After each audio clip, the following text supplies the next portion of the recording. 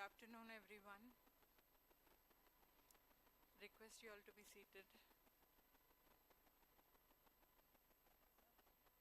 On behalf of Shrestha Natural Bioproducts, I extend a warm welcome to each one of you here to this Hyderabad edition of 24 Mantra Organic Good Food Manthan Conclave. This is the third program in the series since we started, and we as Shrestha are also proud owners of the brand 24 Mantra Organic. We are more known or better known or popular by this brand name than the company Shrestha. So Shrestha has a 20-year-old legacy, offers about 200 plus pure, organic, healthy and nutritious products. We have a farm to fork approach where we are right from the farmers till the product reaching the consumer, the entire value chain is under control for organic integrity and purity with us. So we have now included in alignment with the topic, which is novel strategies for diabetes management today. I would like to mention that we now also have a novel range of products which we are moving towards health and wellness, which is the need of the day. And as part of that, while we have a few products, the low GI rice is particularly what I would like to make a mention of. Good Food Manthan basically is a conclave to share knowledge and expertise, and that is why we have gathered here, so that all of us as practitioners or advocates of good food also offer healthier food choices to our clients and patients. This conclave aims to bring the science behind the food we eat, to provide a platform of education and learning of the new trends, new strategies available, so that you are better enabled to advise your clients. Diabetes today is a dreaded word in the world, especially in India, where more than 10.1 crores of diabetes patients, people with diabetes, I should not say patients maybe, but people with diabetes are in India. So the science behind any food or nutrition is the same. It's just that we make it available in different compositions, in a different plate of meal, or in different forms. But the science remains the same. So for nutrition and diet counseling, it is very important to learn or understand this science behind the food we eat. However, the food that is grown or processed, the way it is grown, the way it is processed, or the way it is cooked or consumed, also makes a difference to how it impacts a person.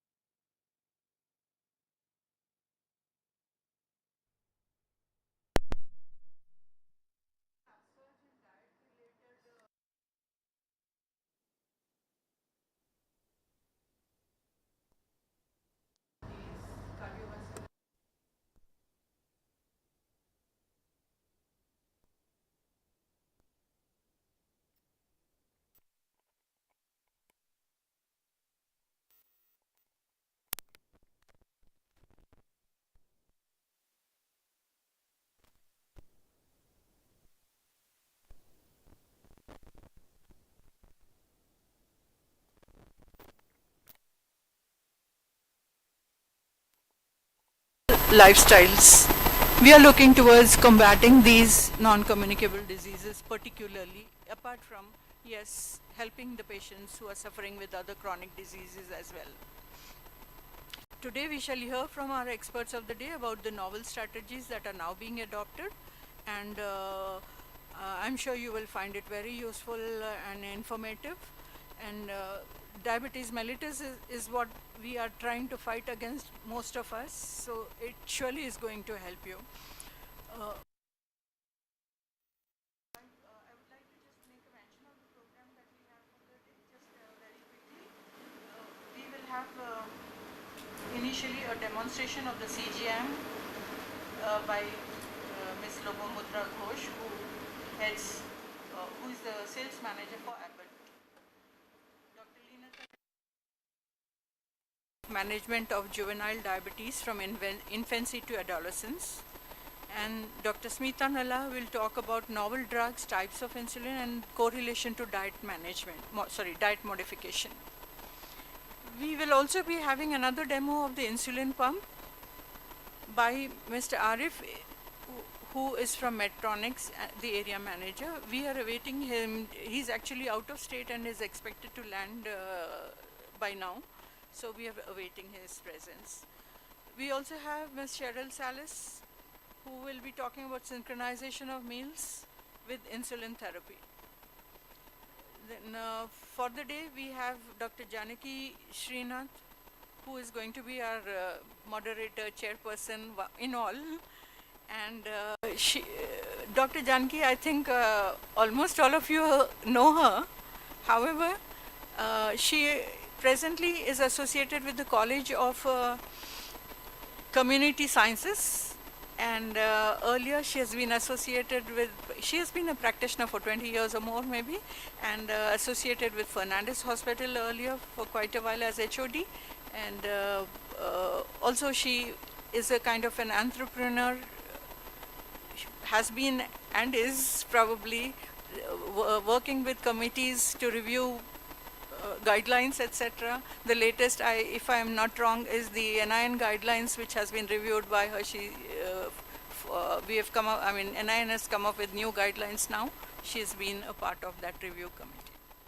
So I would like to hand over to Dr. Janaki to start the proceedings, while I will call the speakers on the dais. Or you want to? She will prefer there? Okay, fine. So then, Dr. Janaki, I would like you to initiate the proceedings. You can use this for the list.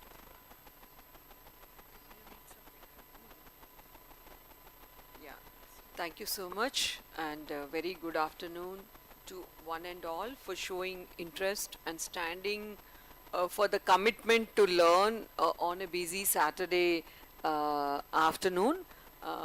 And I must express gratitude to 24 Mantra Shrestha Organics for taking the initiative to support good academic programs to ensure that there is a scientific appropriate dialogue associated with foods. Often we see multiple channels of popular media nowadays highlighting, hyping or promoting certain narratives, okay, for which even we also thought a positive scientific platform should be available to promote the facts, the scientific facts, to enable our young budding dietitians and also others to update the knowledge as things are changing from multiple directions, which involve directly or indirectly the decision regards what kind of food we need to eat and how that can help elevate many diseases or management of the diseases. So, and I would also acknowledge the positive encouragement from the endocrinologist team, particularly Dr. Leeratha Reddy ma'am, because you all know like how busy they are on a Saturday and still taking time out, committing time out. I am expressing my gratitude towards that, and also Dr. Smita, who is all the way coming from Secunderabad to this side of the city on Saturday. So to begin with, I would like to invite Lopamudra to come here and begin this entire narration with a demonstration of continuous blood sugar monitoring unit. She is from Abbott and she will be demonstrating the various tools which she has.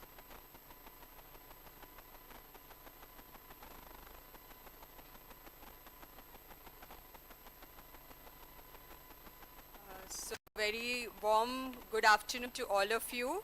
I'm really delighted to be a part of this event, which is an educational event sponsored by 24 Mantra Organic, and really looking forward to be a part of this session. So to start with, let me introduce myself. I'm Lopamudra Ghosh, a sales manager taking care of institutional business in AP, Telangana and Karnataka.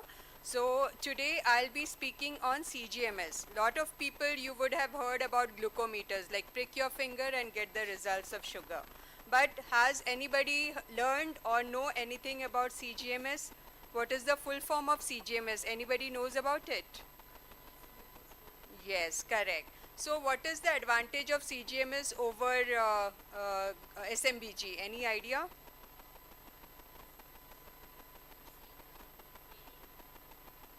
Yes, 24 by 7 you can track the data. With the SMBG it is point of time. The moment you prick your finger you get the result. Here 24 by 7. So even when the patient is sleeping or he's in a hospital setup, the nurse doesn't have to go and wake him up and then prick his finger. You get the data 24 by 7. That is called CGMS, and in India we are the only company, Abbott Healthcare, that is Abbott Diabetes Care, who is dealing with this. So I will just take you first through a small video for some people who are not too aware of it, and then we'll take it ahead. It also contains an alcohol wipe and product insert. Select the site on the back of your upper arm where you will clean it and let it dry.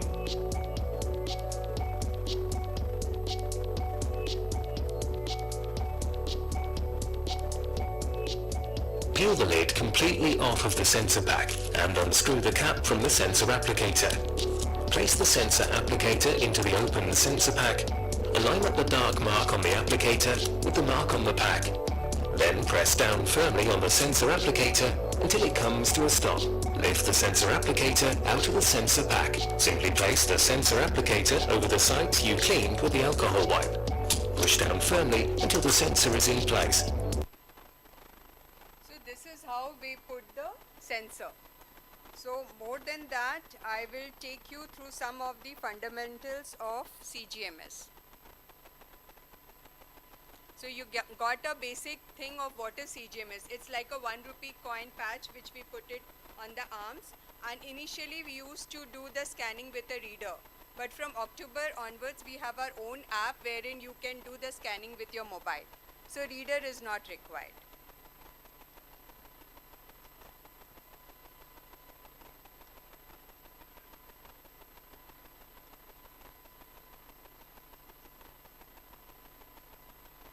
Just have the full screen for this.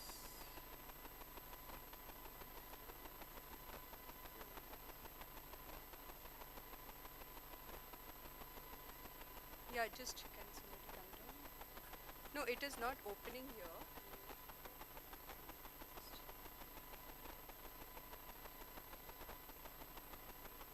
Then full screen. Full screen. This. Thank you. Again it went. So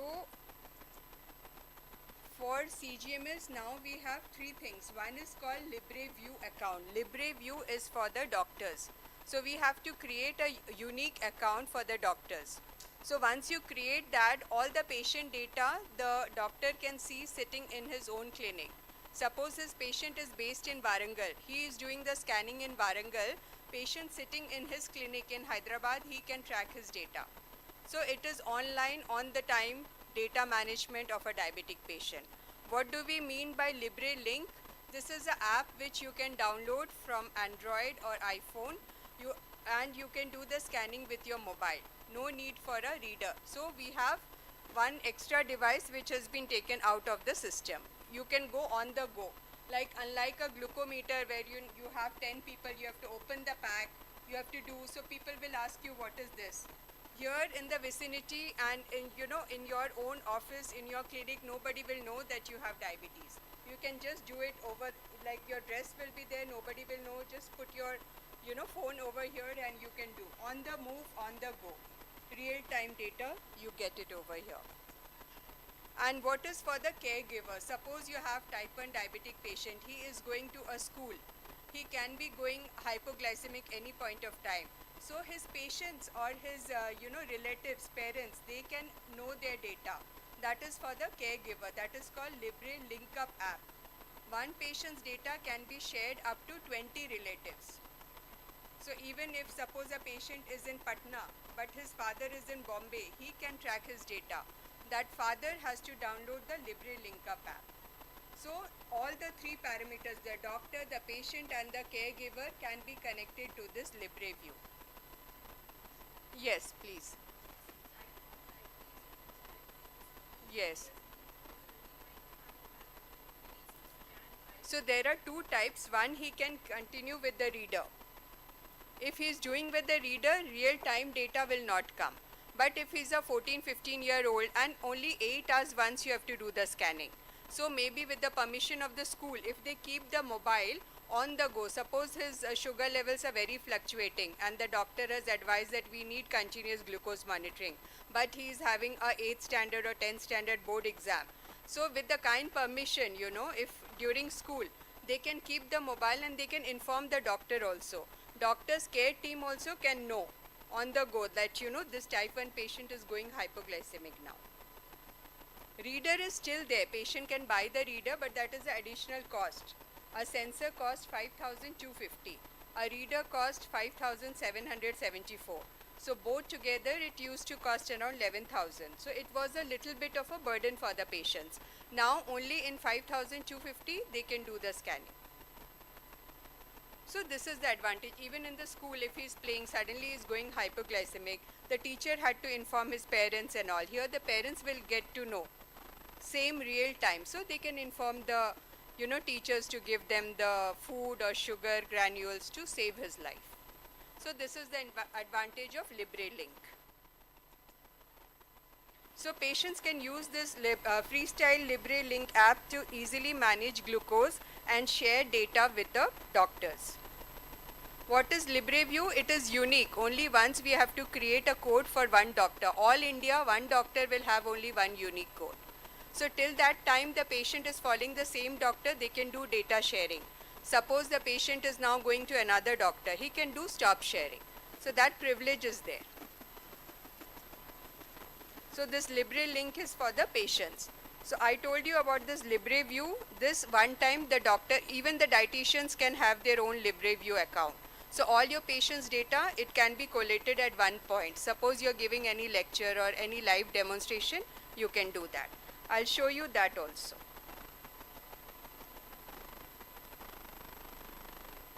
So this is the live data. To share screen, right? It is not coming again.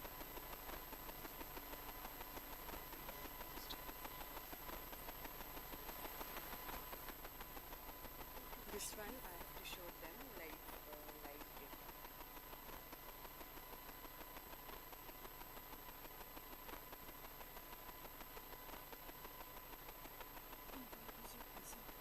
This is in Google only, like internet. Like I wanted to show them live.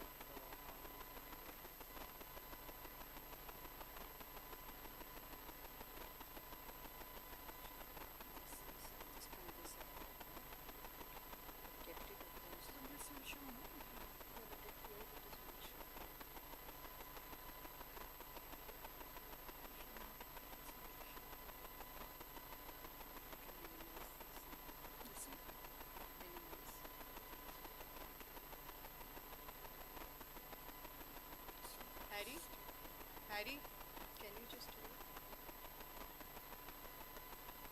If I close it, you'll be able to. Yeah, we'll just minimize it. This is giving an issue. No. This, huh? नहीं, ये उधर आना चाहिए. If I close it, you'll be able to open up it.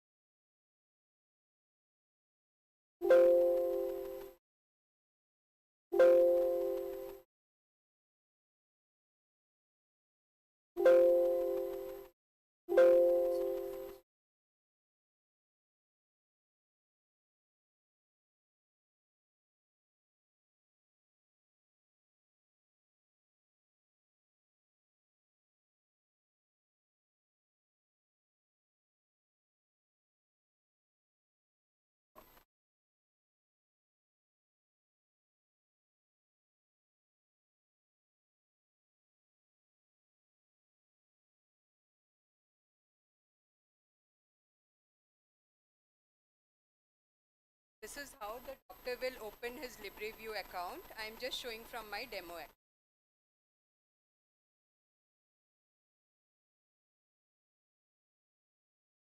Country will be India.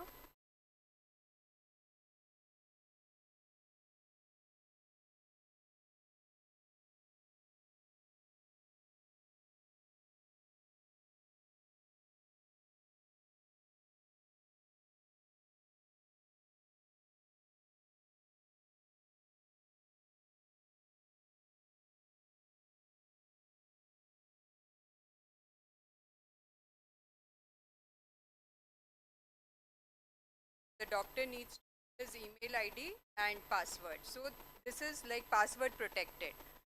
So no third person, even we being the company people, we can't open the doctor's profile. So this code will come. So now code will come to my mobile, the phone number we have given.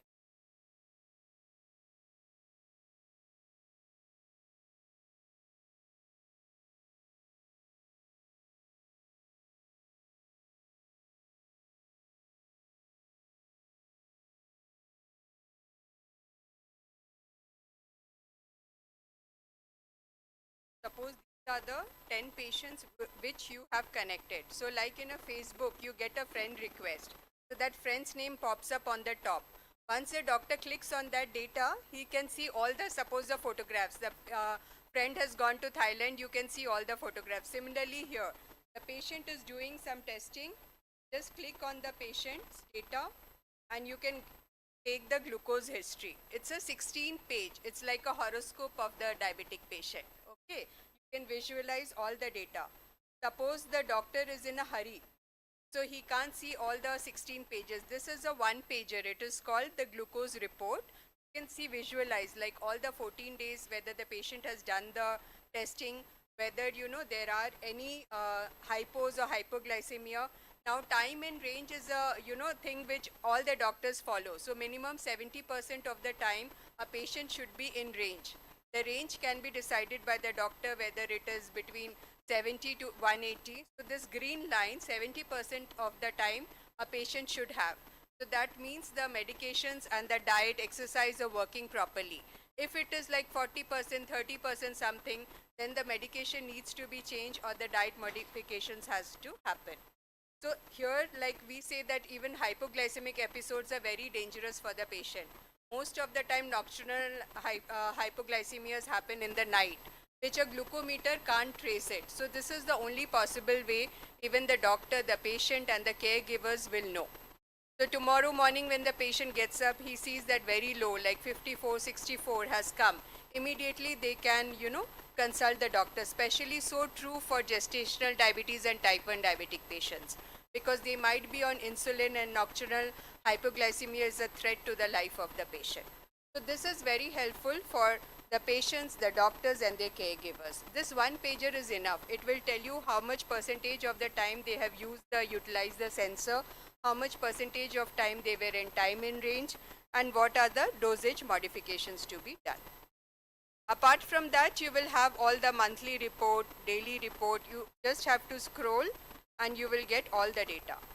So the peaks and trumps, whether it is basic, suppose this is very much beneficial for a patient. Suppose both the patients have a HbA1c of 8%, but one patient will have lot of fluctuations in his sugar levels. The other person will be stable. A HbA1 report cannot tell you the basic nuances of the uncontrolled diabetes. This data, if you get, you will get the minute analysis of the diabetic profile of your patients. So this is the day-wise 14 days chart. This is the reader demo kit. I told you with the reader also they can do the report. So this data will come. So even if the patient doesn't have a smartphone, they can still utilize the reader. The reader will be providing a demo kit. They need to connect to their computer and download the data.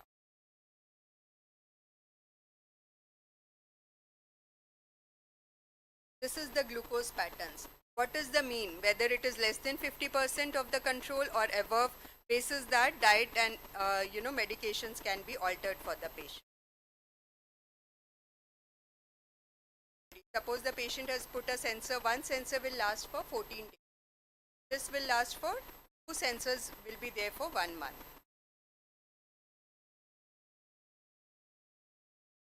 So these are the reds are the hypoglycemic episodes. So even the doctor or her caregiver can know the exact hypoglycemic episode the patient has experienced.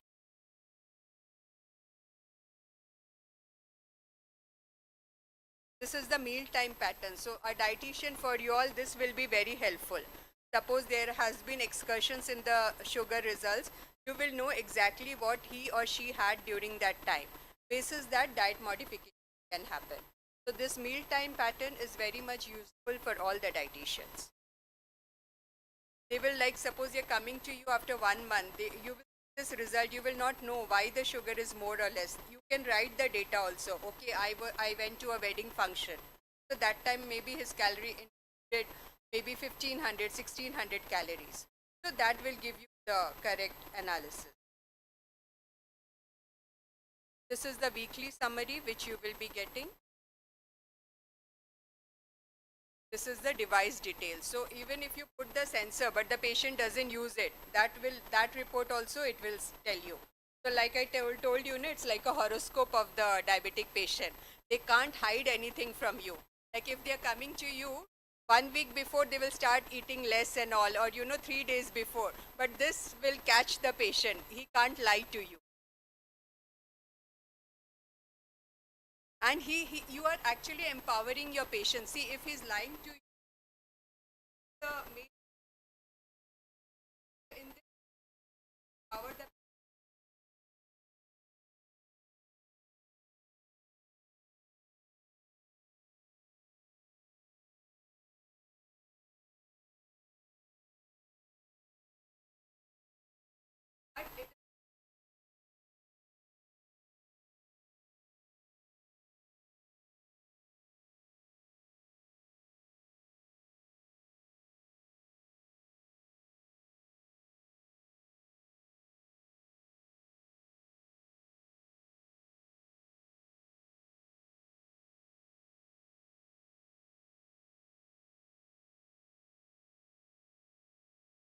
all CGM is all about.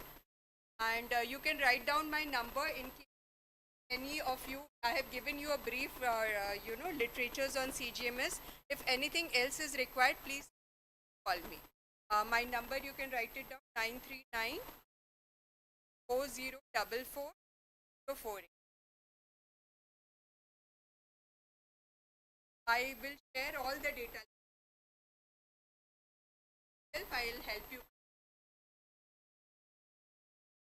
Your diabetic patients, and this is like the evolution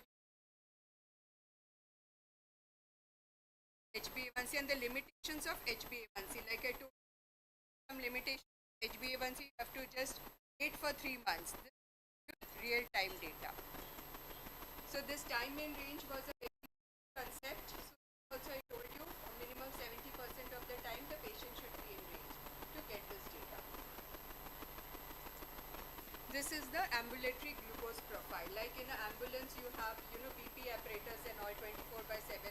Similarly, you can put this and 24/7 you can get that data.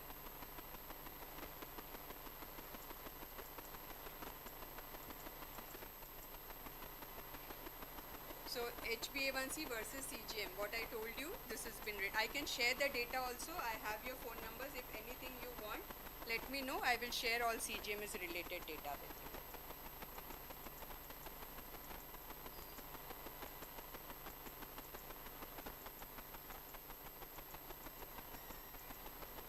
So this is the patient dashboard which I showed you. Any point of time you feel that any data is required, you can just give me a call. I'll help explain it to you. So I hope you have understood about CGMS. Anything you wish to know, I'm always there to take care of your queries. Thank you. Just a patch. Yeah, it is just a patch, and I'll show you the reader also. Can you just give me the reader also?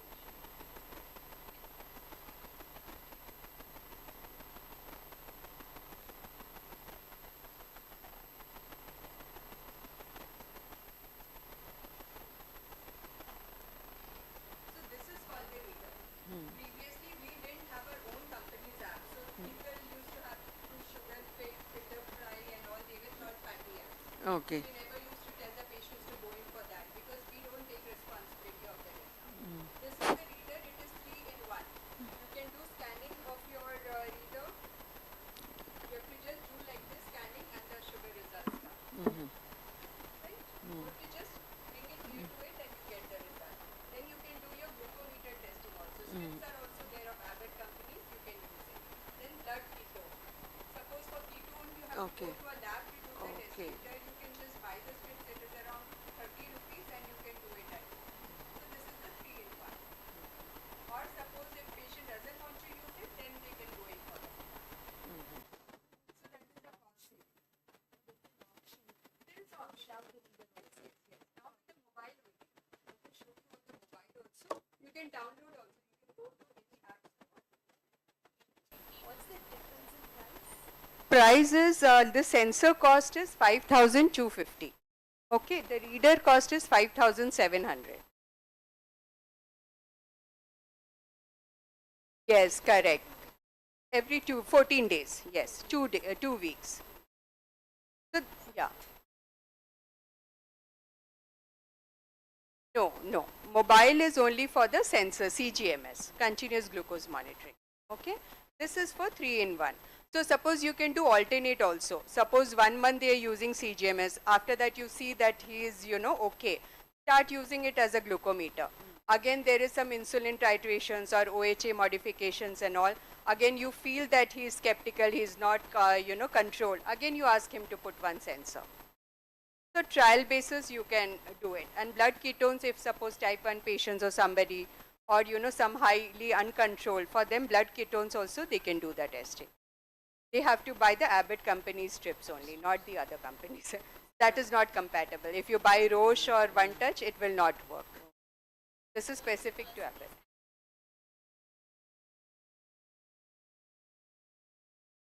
Yeah, we have a representative all across. You can just share my number, we'll send the person for the application, and we take, like if they buy from an authorized dealer for 14 days, even on the 11th or 12th day it is not working, we give a free replacement. Which if they buy from online or other, marketing people, they will not be provided. We take responsibility of that. Sure? Anything else?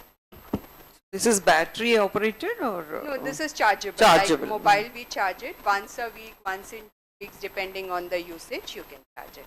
And this will give you 2 histories also, like time in range, low sugar, how many low sugar episodes have happened, all those data. For how many days? I mean, what is the data? I mean, how many days This will data be we 90 can? days.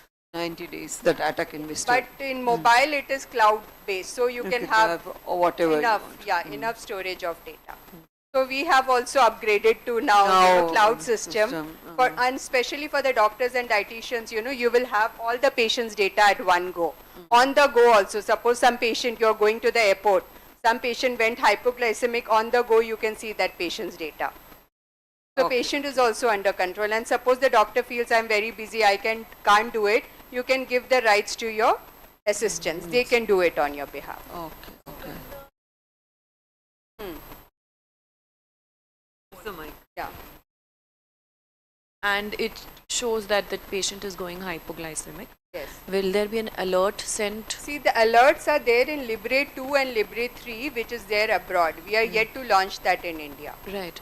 So they have a Bluetooth connectivity also. For phones in India, it is NFC, near field communication. So the smartphone should have NFC for you to scan the data. Me as a doctor or a dietitian will have to log in to check if the patient has gone hypo this is or like not. once in 14 days, if you're opening your Libre view, it will be like an open page. You don't have to ask for the code or email ID. You just go to that and just click it. Like Facebook, you don't have to open it every time. Right. You have to just click on the icon. Similarly, you click on the icon, and I showed you all the details, it will come to you. So just click on that patient. One need to buy the sensors. Like I know you said 14 days. once in 14 days, right? So how many can they buy at once? Let's say somebody is traveling and they want to carry sensors for a few weeks. 1 year they can. So they are like pretty stable and all. 1 year, 4 months is the expiry time. In fact, we have lot of patients going to US and other. They buy at least 12 to 14 sensors from us because it is quite economical here. Right. And if the sensor goes wrong, they courier it, we give it to their relatives. That much care we take for all. I hope doctor will know about it. Like, we take all these cares. You can just get back to us whenever some patient of yours is in trouble. Okay. Thank you so much, Lopa. I mean, it was nice. If you have any doubts, you can clear, as we go through the program. So we'll stick to the timings now and.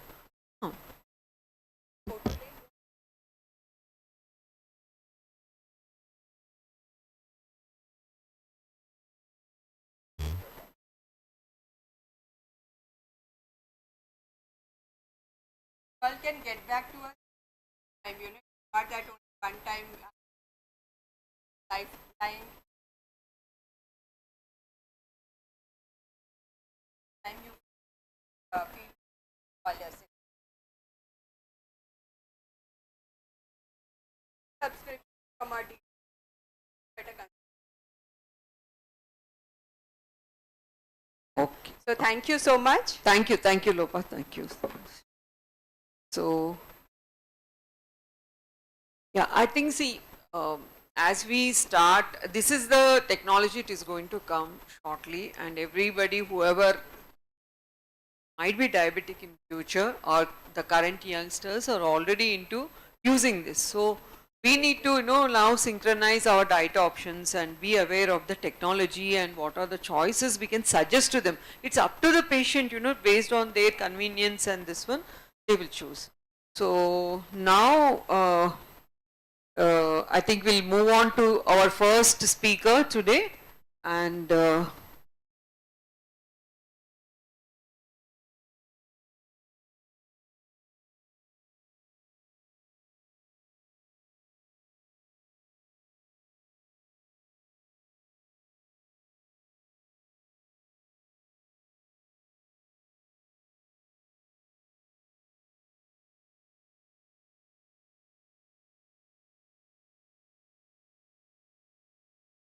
so I would now like to welcome Dr. Leenata Reddy, Senior Consultant in Pediatric Endocrinology at Rainbow Children's Hospital, and she has I think more than a decade or more than 10 years of experience, and she has been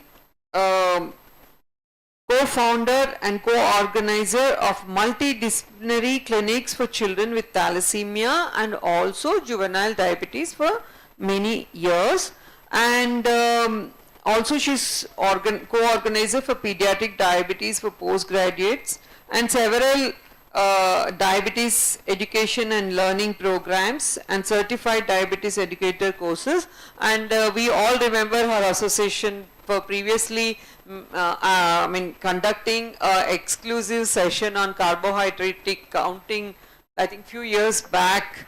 Okay, and that's where we had, I think almost all of us were there. I think this is pre-COVID, we had that program.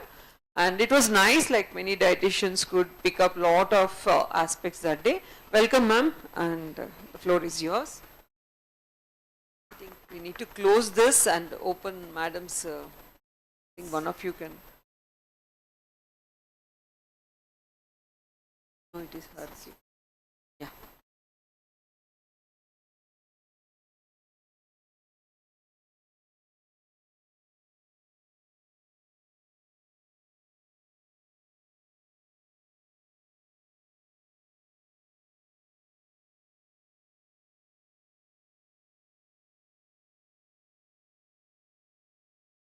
That's what.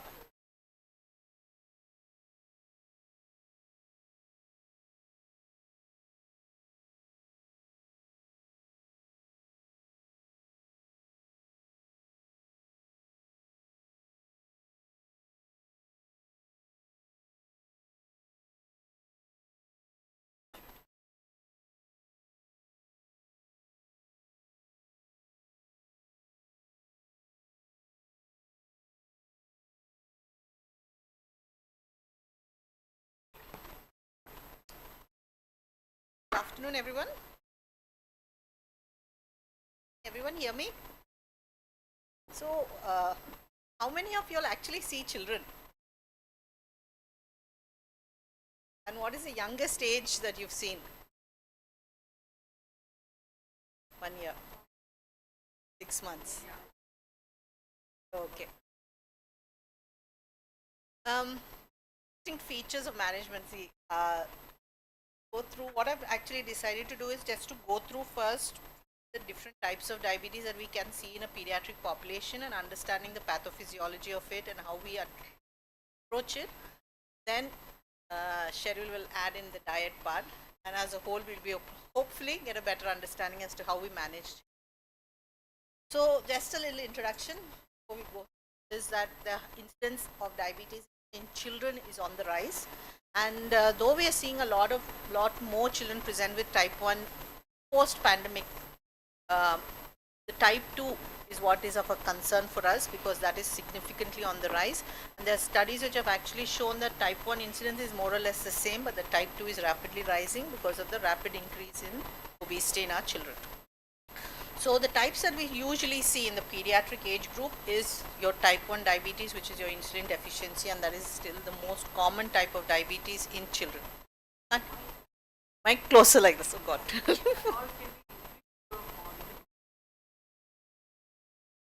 Can you hear it now? Yeah, okay. So type 1 diabetes, until probably 2 decades ago, was the only type of only type of diabetes that we would see, other than your very rare ones which are at the bottom 2, and this is because of your insulin deficiency, and this is because of it's an autoimmune disorder. Type 2, which we're seeing, is on the rise. Neonatal diabetes, though not very common, you need to be aware of it because this is a very challenging group when you have to treat them with both their insulin as well as their diet. And MODY, which is a maturity onset of diabetes in youth, is a monogenic type of diabetes. Again, not very commonly seen, but again, you need to be aware of it. So we'll go one by one, a little bit more in detail. Whatever the diagnosis might be, the aim for our managing is to achieve a good glycemic range. And that might be based whether it's just a diet, whether it's just with physical activity, that's your lifestyle changes, do they require insulin, do they require oral medication, doesn't matter. As long as we achieve it, whichever way, that's the most important thing. So when we talk about what distinctive features, there's no distinctive features, it's just because they are children and you have a wide range from almost from birth till being an adolescent, that is 18 years that we see. The age makes a difference. Being a teenager is very demanding. Just being a normal teenager with nothing is demanding and having diabetes with it. So that changes the way we have to address it. Feeding patterns. A neonate or an infant feeds differently. Teenager loves snacking. We have youngsters who go to Sri Chaitanya, Narayana from morning 7 till God knows what time they come home. But they need to, we can't advise them not to attend those courses. We have to get on with those courses as well as manage our glucose levels. So all these have an impact. Joint families is something that we see which causes a lot of problems, because again, parents want to be firm, but there's somebody else who will intervene. So I think these are more of the distinctive factors which make it difficult. I won't say make it difficult, makes it more challenging to manage the glucose levels in children.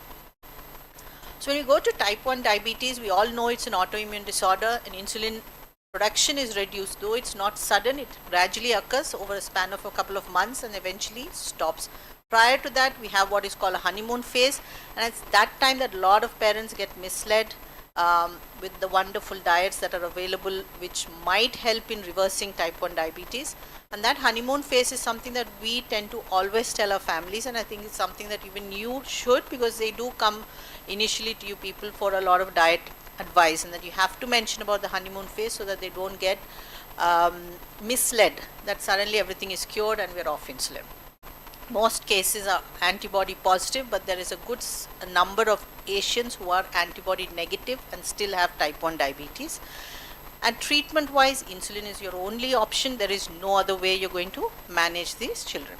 So what are the 4 main features that you require in getting a good glycemic control? It's like a stool with 4 legs, and if you have one leg which is not been is unsteady or not present, it's going to be a very unstable stool. The same thing occurs here. You have your insulin, which is very important, but monitoring is the key. If you don't know what your glucose levels are, you cannot give the right amount of insulin. Lot of the times there are fixed doses of insulin which are given. Probably works if your sugars are stable and high, but if you're somebody with low sugars and you keep on giving the same dose, you're going to have a lot of hypoglycemic episodes. So we always say monitoring is the key. How you monitor, whether you're using a sensor or you're going to use a self-monitoring glucose, does not matter, but at least a minimum of few sugars a day is a must. Healthy eating and physical activity.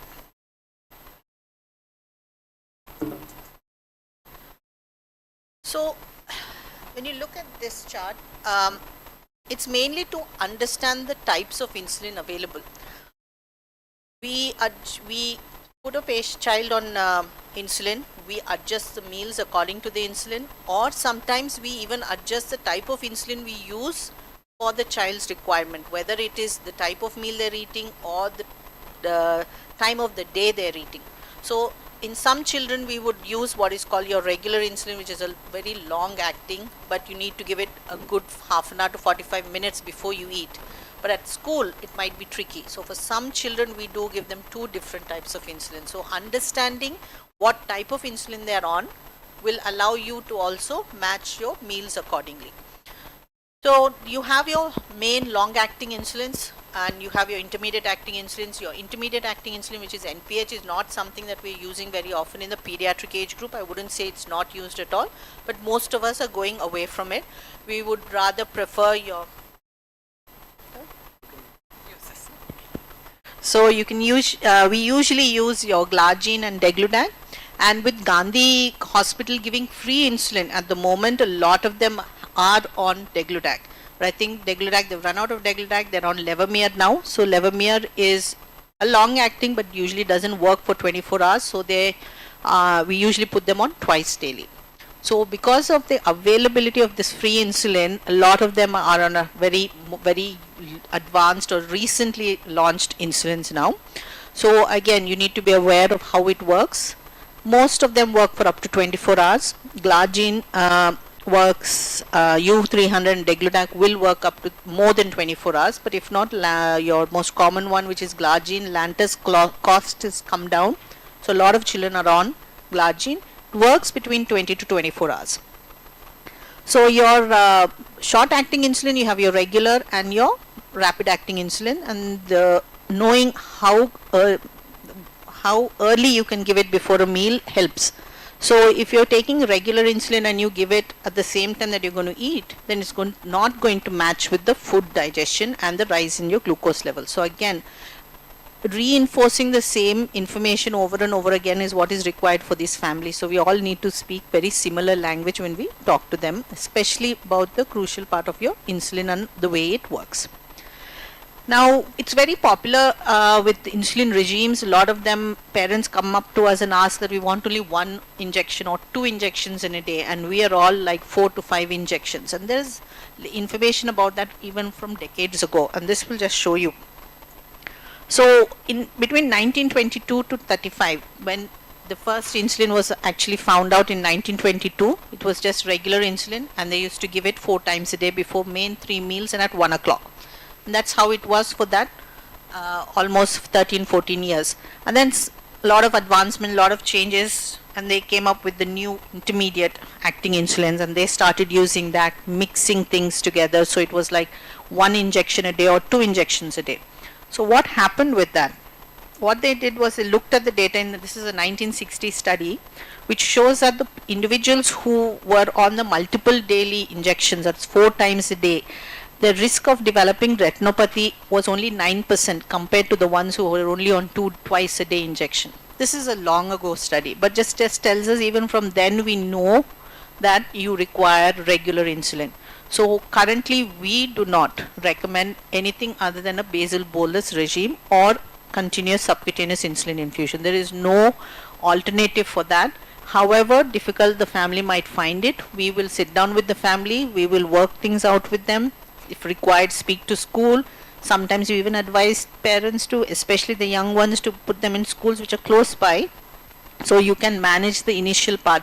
And as the children grow older, most children are good at managing their diabetes themselves, doing their injections themselves. So the regimes that we usually use, as I mentioned, is basal bolus or the pump. Now in basal bolus, as I said, we are more and more going away from the NPH, but it's not something that you cannot use. There are still patients that use it, but we do tend to go for the long-acting analogs. Now with the bolus insulin, you can use your short-acting or your rapid-acting or the ultra-rapid-acting. Again, a lot of patients are on the ultra-rapid-acting because Fiasp was given free till recently in Gandhi. I think now they're giving Nova Rapid. So there's a lot of fluctuation there. If not, from a cost point of view, your regular insulin still works well, costs less, and I think at the moment Fiaspis and Nova Rapid are more or less a similar cost. So when you talk about pre-mixed insulin, which are very popular, especially I think is very commonly used in type 2 individuals with type 2 diabetes. Again, we don't use pre-mixed.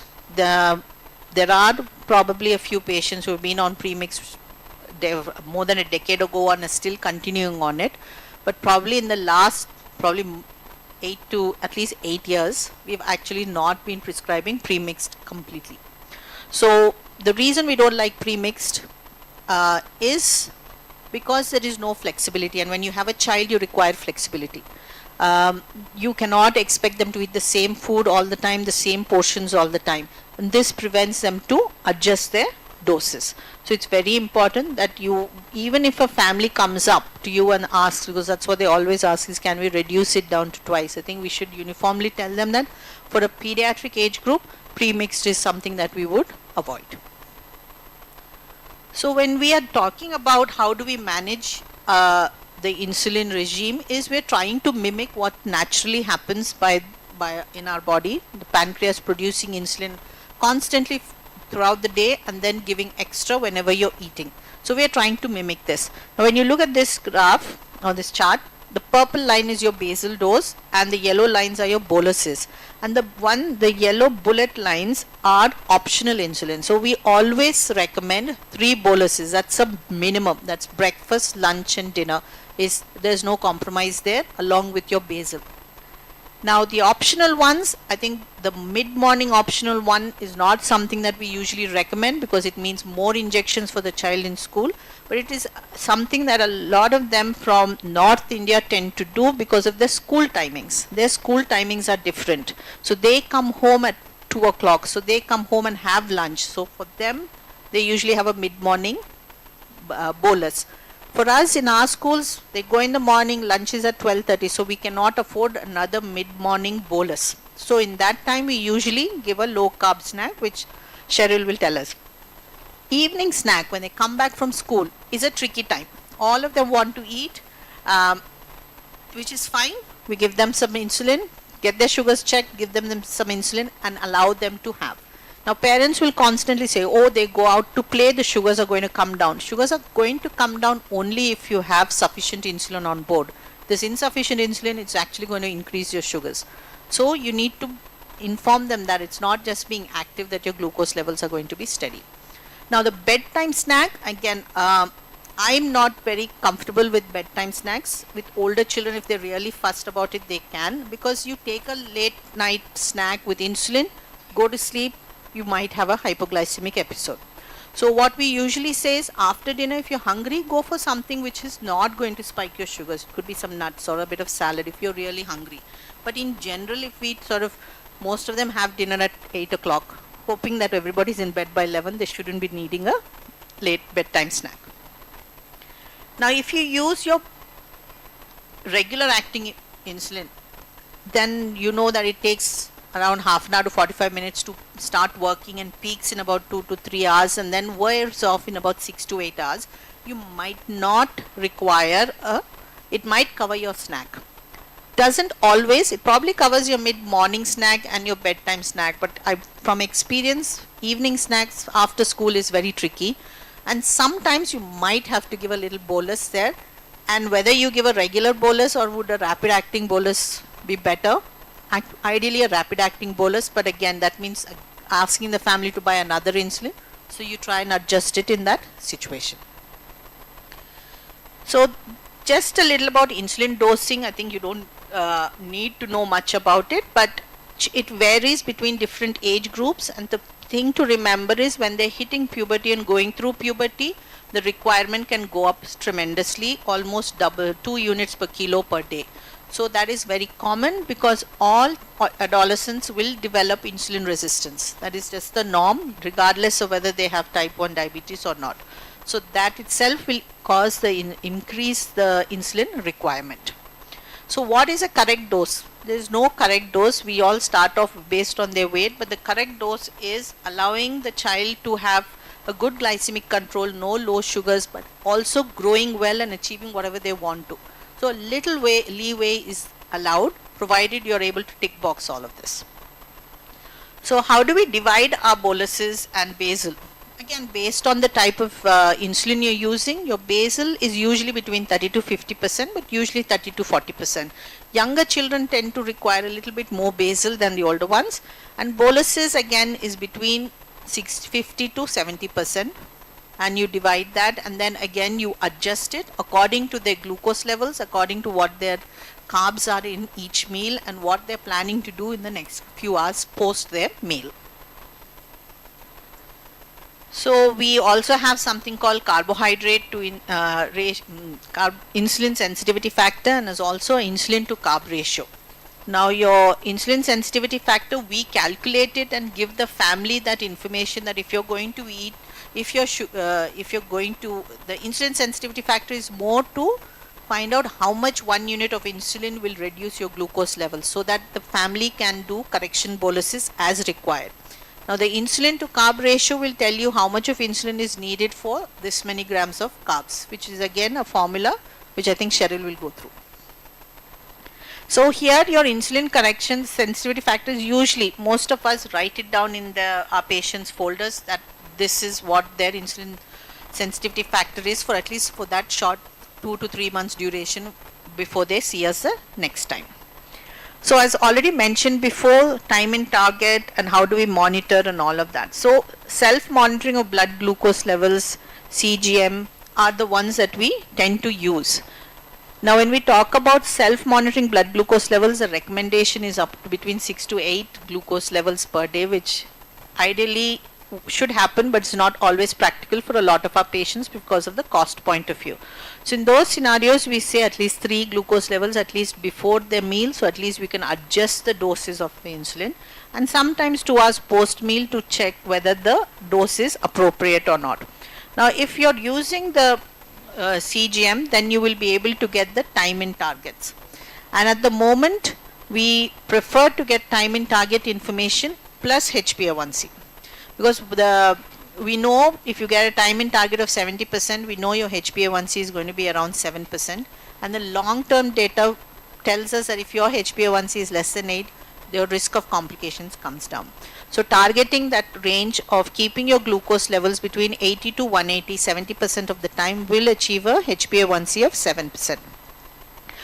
Now also, whenever you see a patient who comes to you saying that we're not able to control our sugars are all over the place, we're following a diet, just ask them what their insulin injection sites look like.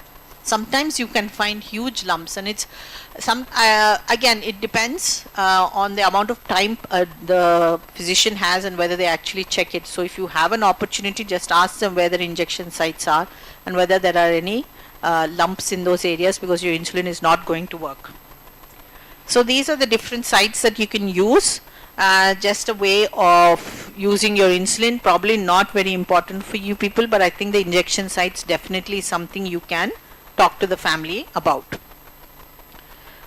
Then the next thing is hypoglycemia. So again, it's probably good information for you to provide for about hypoglycemia, how to manage hypoglycemia. And I put this picture here is because I put a chocolate. If you can see a chocolate, and a chocolate is not something that we tend to advise for managing your low sugar. Now if a child wants to eat a chocolate, that's absolutely fine. They find out how many carbs are in it and take it once in a while. But to treat your low sugar, you need to have 15 grams of glucose. That can be provided by sugar, glucon-D, it could be honey, whichever is feasible for the child. Now glucagon injection is something that we tend to recommend all our patients. We prescribe it for an emergency use, so that if the glucose level drops below 70 and they're unable to take something orally, this is an emergency drug that the parents can use to increase the glucose levels, because knowing the traffic, getting to a hospital can be quite difficult. So any questions about type 1?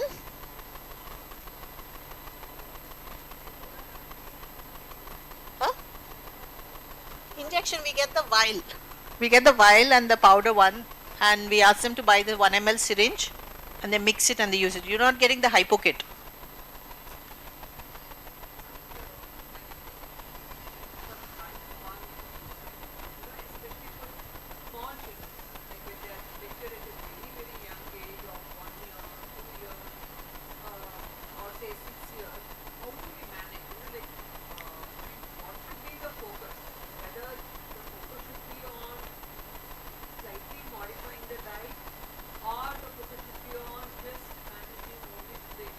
I'll talk about that in the neonatal diabetes. So the next one is your type 2 diabetes. As I said, here probably we should focus more on prevention of obesity, because I think if we can prevent obesity, I think half of type 2s the incidence will come down. It's a multifactorial, but obesity is the key in the pediatric age group. Without obesity, you're not going to develop type 2 diabetes out of the blue in that age group. So they start off with insulin resistance, and then later on, but in the pediatric age group, it's mostly insulin resistance rather than actually having insulin deficiency. But over time, your beta cell dysfunction will happen and will result in significant insulin deficiency. So they all, again, when you have insulin resistance, this is your acanthosis. I think we're seeing it very, very often in a lot of the adolescents who present to us with obesity, PCOD, and wherever you see, I think it's become very, very common. So this needs to be addressed. So as mentioned, the risk factors are your genetics. We can't change much of our genes, but at least we can work on the second point, which is your obesity. Just thing to remember is that when you talk about type 2, most of the time, 90% of them will have a family history of diabetes. But the other thing is, we as a population are very keen that our babies gain weight very quickly. And rapid weight gain of children, especially low birth weight babies, and babies who are born to underweight mothers or obese mothers, or mothers who have had gestational diabetes, their risk of developing diabetes has gone up. So this is also something that we have to remember, and again start educating our families whenever they visit us. Then when you talk about obesity, what happens when you're obese, it causes inflammation, which is subclinical inflammation, and this results in insulin resistance, and it is mainly the abdominal fat which is the culprit. And as Asians, we tend to put on a lot of abdominal fat. We might be very slim, but we still will have some abdominal fat. So we need to be careful about that. And even though the BMI is normal, a lot of us have more abdominal fat in comparison to the non-Asian population. So here I would focus more on prevention of overweight and obesity before you actually go to developing type 2 diabetes. And the prevention of obesity and the treatment of type 2 diabetes, at least the initial part, is more or less the same. So it is all about diet, increasing activity, reducing sedentary behavior. This is a lot we tell after a child presents to us with being overweight or obese. But shouldn't we be starting at a much younger age to talk about portion sizes? I think that is one of the biggest culprits that we have. Patients, I don't remember getting second servings and third servings. You had your meal, you had your snack, you didn't have anything in between because we were very busy. This generation's children aren't as busy as we were. They are busy but with other things. So here it's all about portion sizes, and especially with girls, a lot of them are presenting with PCOD, with irregular cycles, acne, hirsutism, and all of it is that there is no control on the portion sizes. So portion size is a key thing that has to start right from the day one. Single servings, not going for double servings, triple servings, increasing their fiber and protein. I have a teenager at home, doesn't listen to anything, though I preach everything here. And reducing in between snacking. Now parents come and tell us, madam, she's always hungry, they're always hungry. I mean, what have they been doing? Nothing. So, but at the same time, parents are unable to say no to the children, and that's something that we really need to address, that you're the parent, not the child. You need to put your foot down. If this means they've had enough, it is had enough. And again, I think the same thing has to be repeated from all of us. Age appropriate activity. Everybody keeps asking what physical activity. Just simple allowing the child to just go out, play around is more than enough, but that itself is not allowed. So age appropriate activity and at least an hour a day is what we would recommend. Then limiting your screen time. These recommendations are limit to less than 2 hours. I think they hardly have that time. I think you should recommend it much lesser than that. Now what we've also seen recently is a lot of parents will give them the screen or the electronic device during eating because that's the only time that they are free. And a lot of them, children, either lose track of how much they're eating or prolong it by eating for a longer time, probably with bigger portions. So in general, I say no electronic equipment while eating. It can be in every electronic equipment, even a TV is off, switched off, finish your meal and go and watch it. And that whenever you mention that statement, it's shocking for the child with the facial expressions that this is like you asking me to do something that I've been, supposed to be doing from day one of life. And again, the general recommendations is no infant should be exposed to even a mobile phone or electronic until 2 years of age, and most of the families expose it and that's how they feed their child. So again, I think a lot has to come from as a group, all of y'all, for when families come to meet you. So when we talk about treatment, it's a lifestyle intervention, remains the same, doesn't change, just as a prevention. But when you have type 2 diabetes and you're diagnosed with it, and we usually would consider a HbA1c above 6 is worrying, and if it's close to 7 and crossing 7, you're almost into the diabetic stage, and if it's crossed 7, I would usually say yes, you're developing type 2 diabetes and would aim for weight loss. Now if you're overweight but still growing, we would probably say let's keep your weight static and hopefully your linear growth will compensate. But once you come to this stage, you have to talk about weight loss. There's no other option. You have to write an action plan. You have to ask them to stick it on the fridge, on the walls and everywhere. And sweetened beverages is very common. They walk into the clinic with a maza or a fruity, and I think that needs to be looked at. Talking about pharmacological agents, see, most of the time we do advise families to try lifestyle changes with diet, even with a HbA1c of 7, 7.5. We give them that opportunity.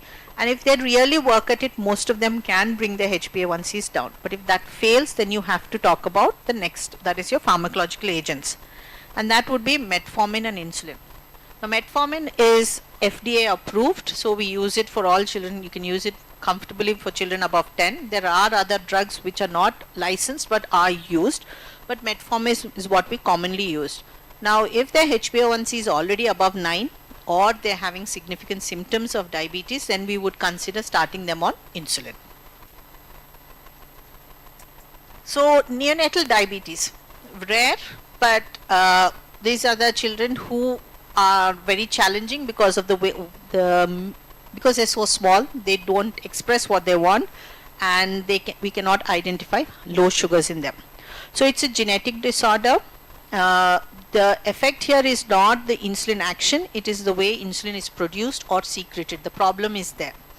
It can be transient or permanent. Transient usually grow out of it by about a year and a half, but will have diabetes again decade later, and usually present within the first 6 months of life. And if you do genetic testing at that stage, 84% of them will be identified with a genetic mutation.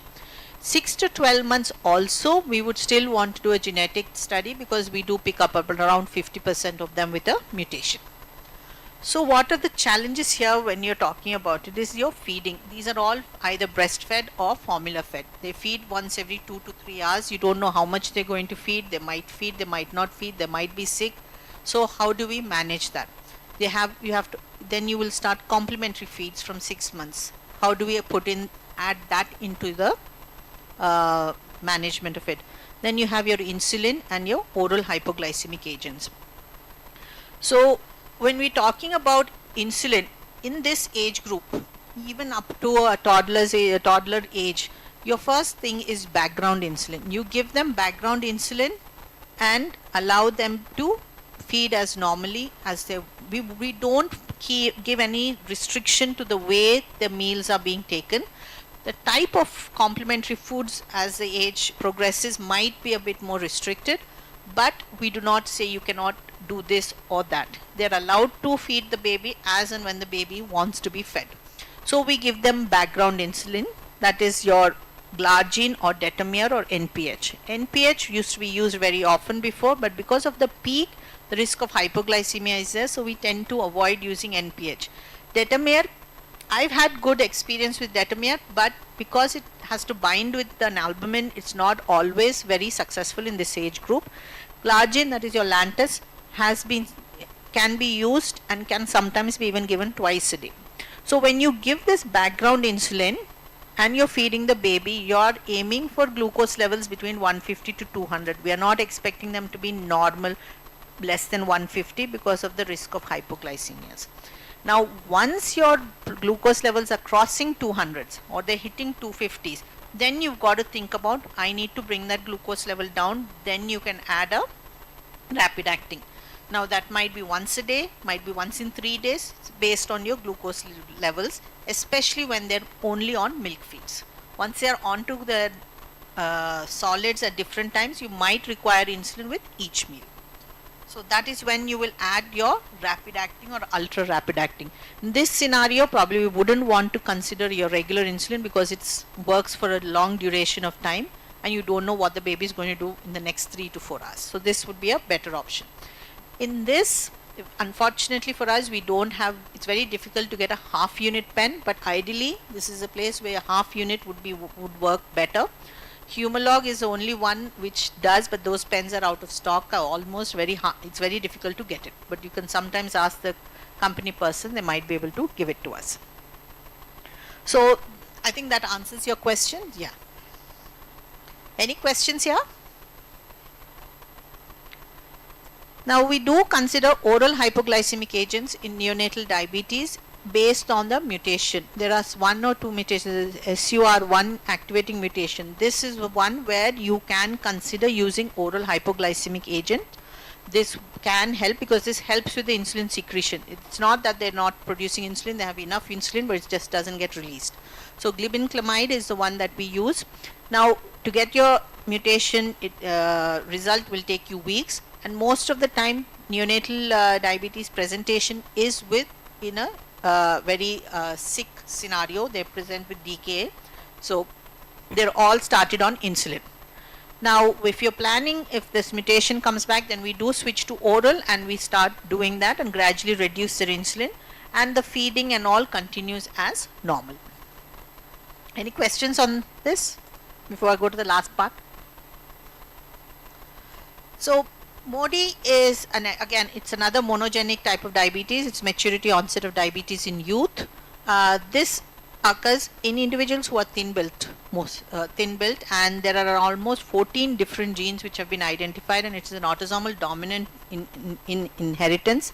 Usually 2 to 3 generations will have it, but we do see de novo mutations. So if you're suspecting it strongly, especially if the insulin requirement is low, then we would be doing a genetic test, that is your MODY panel, which will give us the answer, and the onset is less than 25 years of age.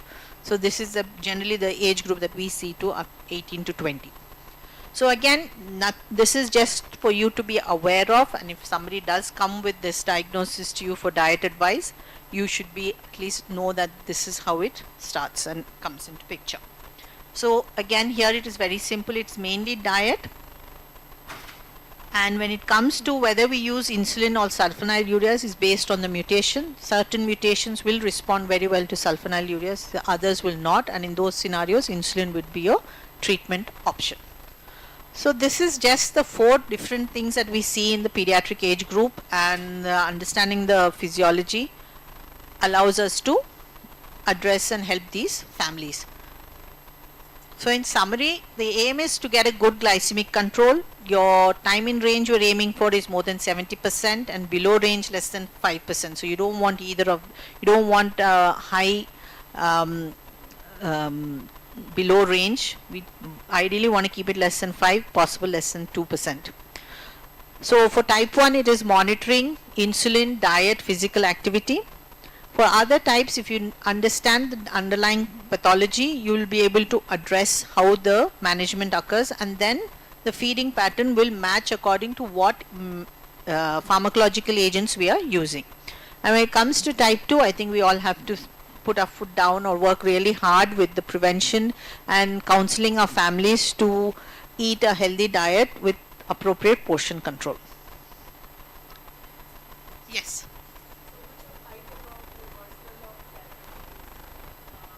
Type 1 doesn't happen. If it happens, then well, I've never seen it. I've been doing diabetes right from the day one I've entered pediatrics, and that's close to 25 years now, and I have not seen reversal of diabetes, type 1 diabetes.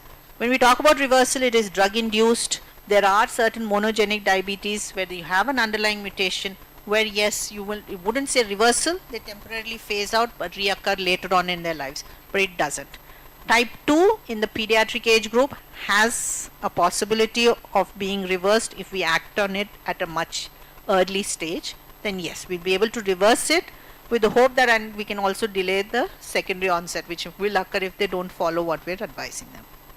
But no way will type 1 be reversed.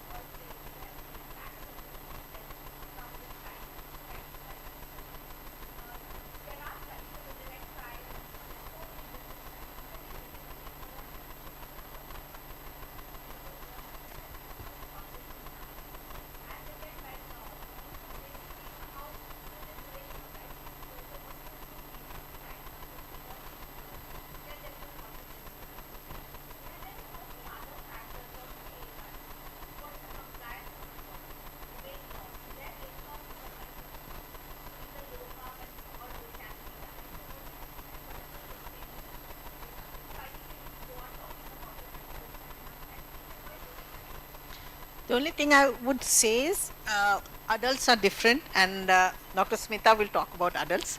But in pediatrics, see, we are starting to screen all our obese children. We are doing HbA1c and glucose levels, and if we think there's a strong family history or even doing OGTT, so that we pick them up early. And for those children, they're not even, we can't even label them as diabetic because they have HbA1c is about 6, 6.2, 6.3. That is a time where I could say you are reversing it, literally reversing it. But again, it's not 100% reversal. It'll come back because they have a strong family history. But at least you can work on them, you will get results out of them. Okay.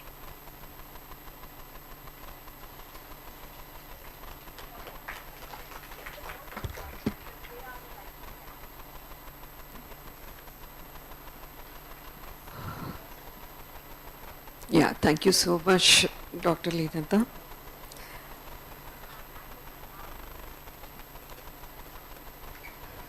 Yeah, I hope most of your doubts have, got clarity.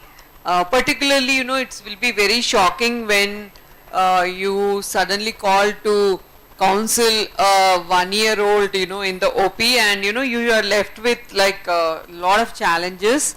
Or especially when they are on complementary foods or they are sick, it is a big challenge for the parents, the doctors, and the nutritionist. So I don't want any of you to have such kind of scenarios. So when you are especially on online platforms or on your private practice also, you never know what kind of patients you are supposed to handle. So it is better you have to always give the update yourself and give the best this one. So now how much time you have, Cheryl? So shall we have a 10 minutes break for tea, or is that allowed or not allowed? Okay. Huh?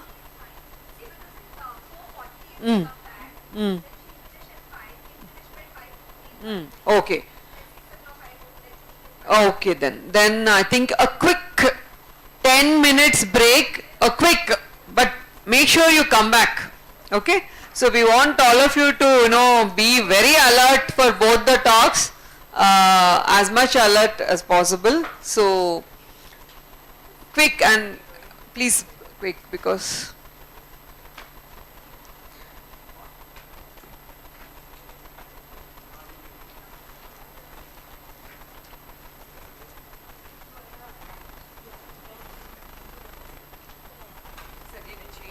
maternal. You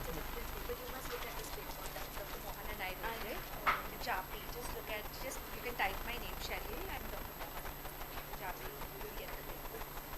So we've actually listed down, the A, B, C, D, E, F criteria, because it's very different. Not that everybody achieves remission. And the direct trial showed that 1/3 of the population and the others actually, it relapsed. Right. So long-term follow-up is extreme. Even ADA now talks about it. Unfortunately, that's the biggest challenge. No, but we have a big. They take the diet. GDMs are the most important. It's so difficult to keep a track on each and every patient. It all needs a complete synergy between the team, and fortunately, so it will happen, slowly as patients are more aware. No, but we also need to be so competent and give the right advice, no? Because this is not taught in our textbooks, and sometimes we do trial and error, which we should not. The reason of such kind of updates is you know exactly what you're supposed to do. You may not handle them on a day-to-day basis, but for you, I think it's needed.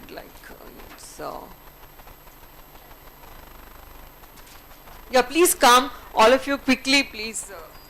Sharon, you don't want to. I'm getting a splitting headache. You better come now.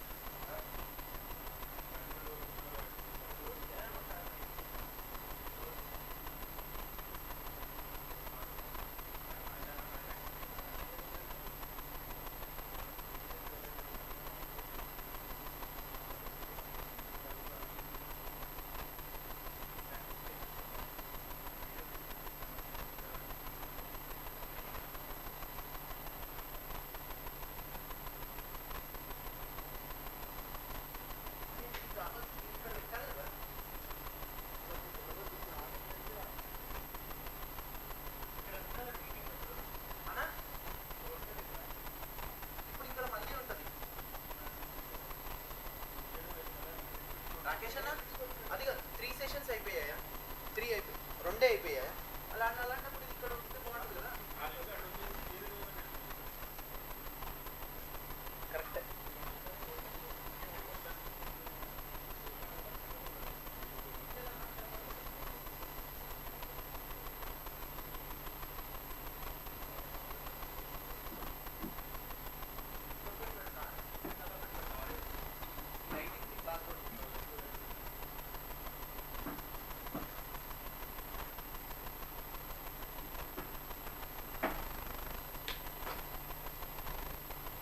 Sir చూడు అన్నా sir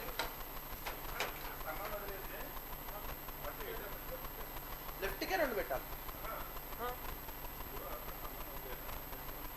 స్తంభాలు okay నాకు అర్థం ఇటు పెట్టమంటున్నావా నాకు అట్లా కాదు ఇప్పుడు ఇక్కడ మాట్లాడుతుంటే నాకు వెనకాల బ్రాండ్ లోగో కనబడాలి సార్ చూడు ఇటు కూడా ఇంకోటి పెడతానా ఒకసారి ఇప్పుడు నీకు ఇది కరెక్ట్గా కనిపిస్తుందా చూడు నువ్వు ఫ్రేమ్ పెట్టా కనిపిస్తుందా బ్రాండ్ లోగో కనిపిస్తుందా డన్ ఇంకొకటి తెస్తా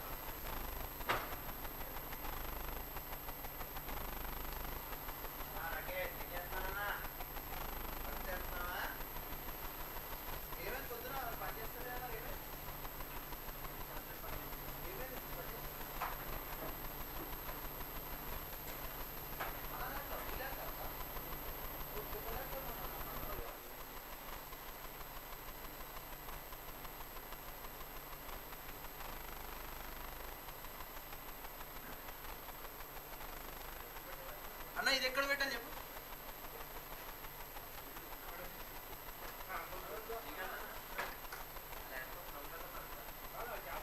అవును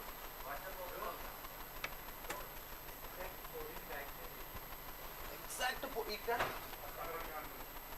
అట్లా అనుకుంటే నా హైట్ అది కనపడుతుందా కనిపిస్తుందా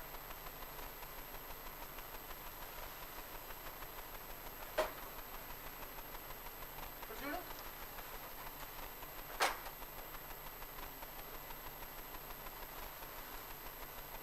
తేజ ఒకసారి ప్లాస్టర్దే ఉన్నా బ్యాగ్లో మళ్ళీ స్టార్ట్ అవుతుంది తేజ ఇప్పుడు చూడన్నా ఓకేనా అది ముందట్టు రావాలా అది ప్లాస్టిక్ అంటారు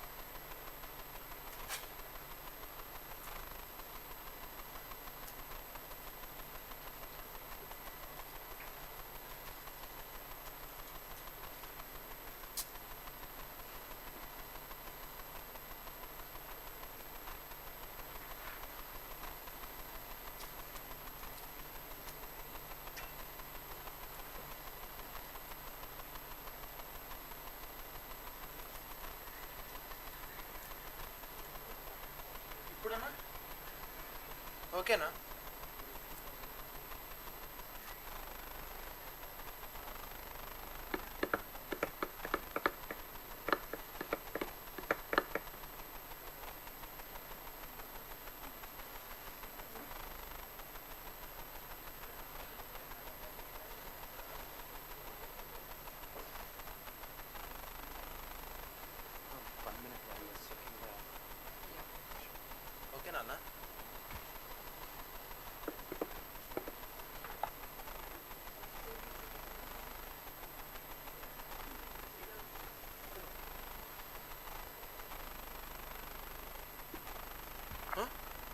ఓకే నాన్న.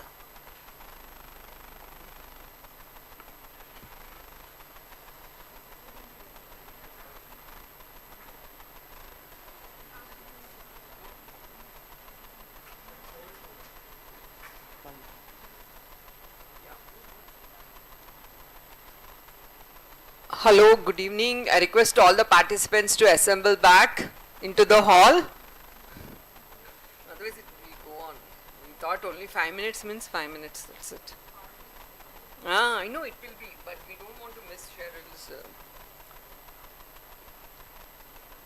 Request all of you to please assemble back. Is it Srikanth? Can you go and call all of them?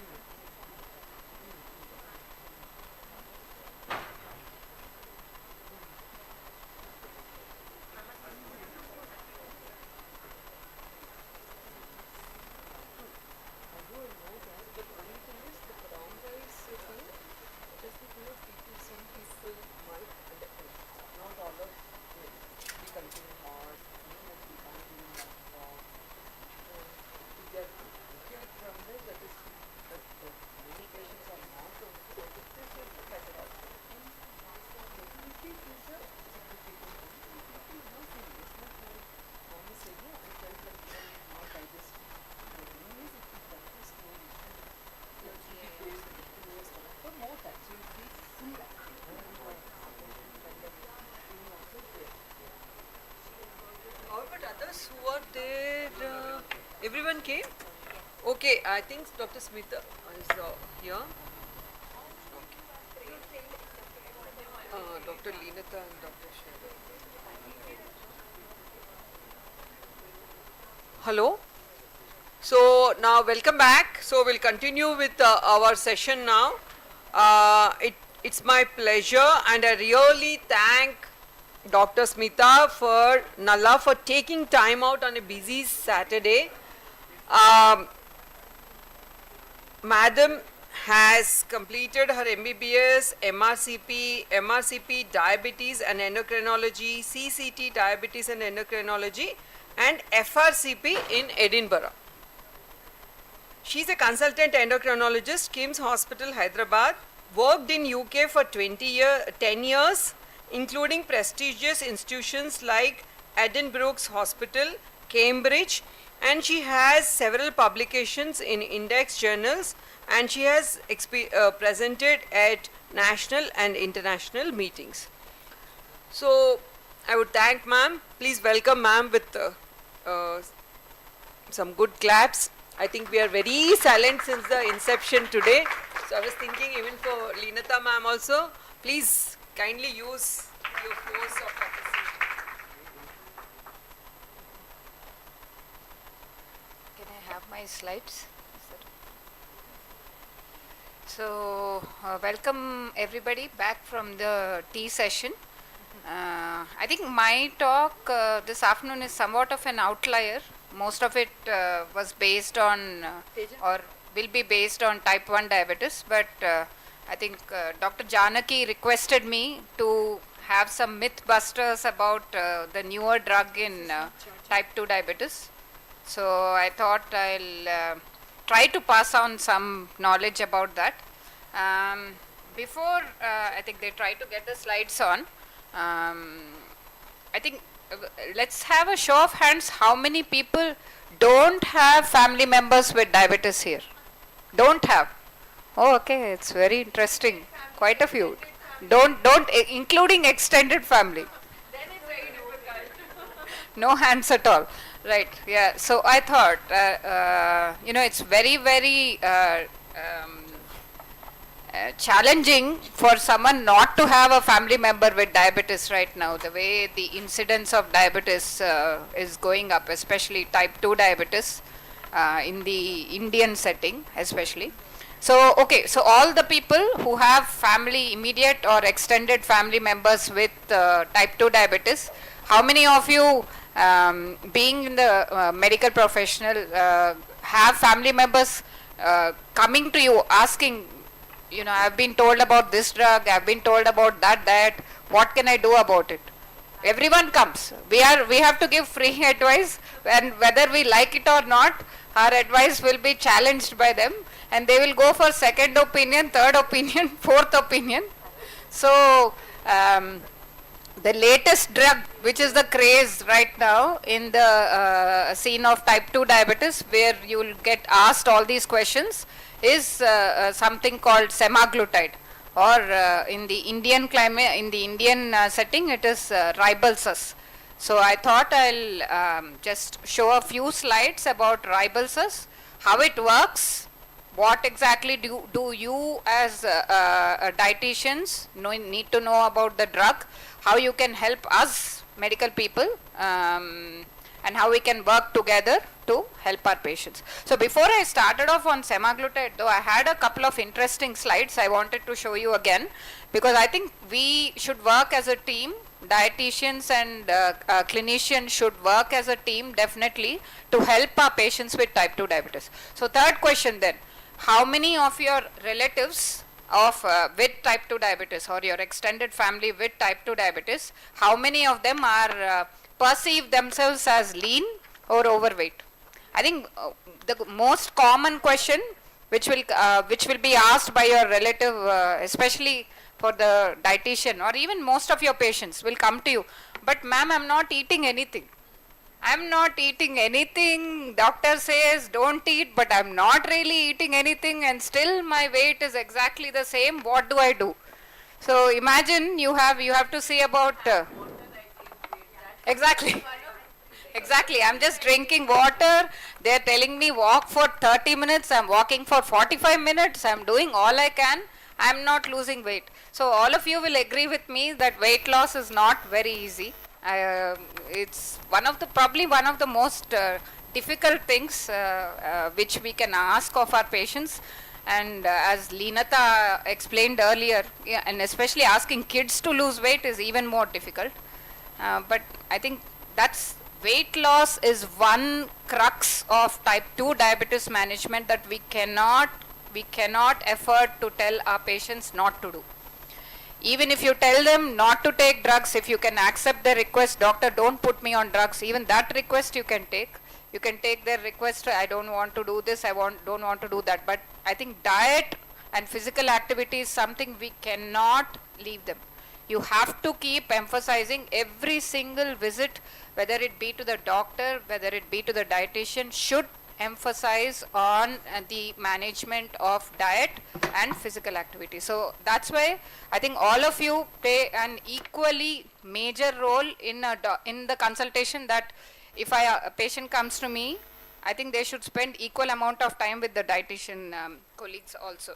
So I think these guys have finally put up the slides. So just a quick slide before I talked about GLP-1 receptor analogs or agonists, or semaglutide in particular, to show you just the multiple various organs which can be involved in type 2 diabetes. It's not just one organ, it's not just the pancreas, it's multiple organs which can be affected. And because of this, there are multiple drugs which can be used. Some drugs are working on one particular organ, but the GLP-1 receptor analogs, the newer drugs which are there for the management of type 2 diabetes, these work on multiple areas of type 2, multiple organs which are involved in the pathophysiology of type 2 diabetes. So you can see the pancreas, you can see the liver, and originally it was thought to be mainly just the pancreas, the liver, the adipose tissue and the muscle. But then things have expanded on to using the kidney. As you know, you must have heard of these drugs called dapagliflozin or empagliflozin or SGLT2 inhibitors. They use the kidneys. Then we have the brain. Who would have thought that brain would be involved in the management of type 2 diabetes? But it is a major role with the satiety factor for type 2 diabetes. When you have other things like inflammation, I think Leenata also mentioned about inflammation, how it affects. So all these factors come into play in the pathophysiology of type 2 diabetes. So this is the interesting concept I wanted to bring forward today. So there's a lot of, there's a question about reversal of type 2 diabetes, and I agree with the point that I think when you use the word reversal, the patient gets carried away. They stop, they stop checking their sugar levels and they think the diabetes has gone away forever. So I think use the word remission rather than reversal. Technically, the definition is if it's gone for less than a year, it is remission, but for more than a year, it's reversal. But what I tell my patient is that once you are a diabetic, in your mind, you always think like a diabetic. When you approach your diet, when you approach your physical activity, always think like a diabetic. So Roy Taylor, big person in Newcastle in the UK, who did a lot of work about reversal of diabetes and came up with this wonderful, this article actually is a wonderful read about how you can actually reverse diabetes or what is the pathophysiology of diabetes. So you have what is called the twin cycle therapy, twin cycles theory, and you have the two major things which are affected by diabetes, which he says are the liver and pancreas. So everything revolves around the liver and pancreas. However lean your person with type 2 diabetes can be, what he theorizes is that if you lose your visceral fat, if you lose about 5%, include even up to 10% of your weight, and that may be your visceral fat rather than outward adipose tissue, you can actually reverse things. So you can see, I think this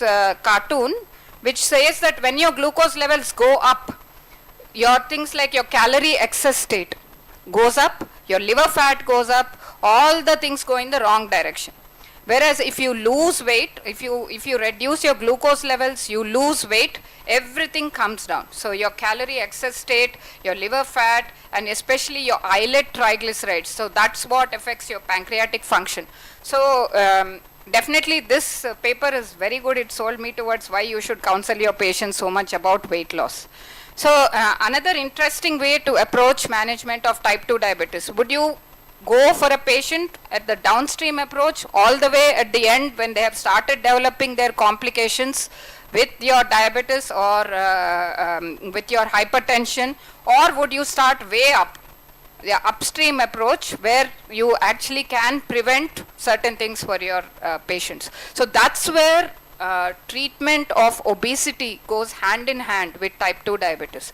So even if your patient is not categorically in the BMI category, may not be morbidly obese, but still they bring in changes to reduce their weight, 5% of their weight, 10% of their weight, actually helps to reverse some of their comorbidities like your obstructive sleep apnea, NASH, your dyslipidemia. All these things may be improved, including diabetes, hypertension, when you try to start early on rather than wait for them to develop the complications. So try to prevent or don't go down the route of waiting for hyperglycemia. So what are the various available anti-diabetic agents in the market and what is their effect on weight? So this is just a simple depiction. It doesn't reflect all the available agents, but you can see that there are certain agents which help with weight loss, which are your GLP-1 receptor agonists, SGLT2, metformin. Pramlintide is not in the market now, but there are newer upcoming drugs. Some which are weight neutral, you must have heard of gliptins, DPP4 inhibitors, gliptins, alpha glucosidase inhibitors are good old. I think many people for some reason use alpha glucosidase like acarbose and Voglibos in type 1 diabetes management also. I don't know what Leenata feels about that. And then there's insulin, sulfonylureas and thiazolidinediones. Excellent drug for management of type 2 diabetes, pioglitazone, you may have heard of it, but it does cause weight gain and fluid retention. So, okay, sorry.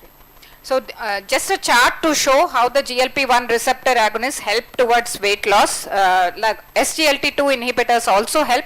Metformin was traditionally thought to be weight neutral, but over time, I think metformin is a really, really wonder drug for type 2 diabetes.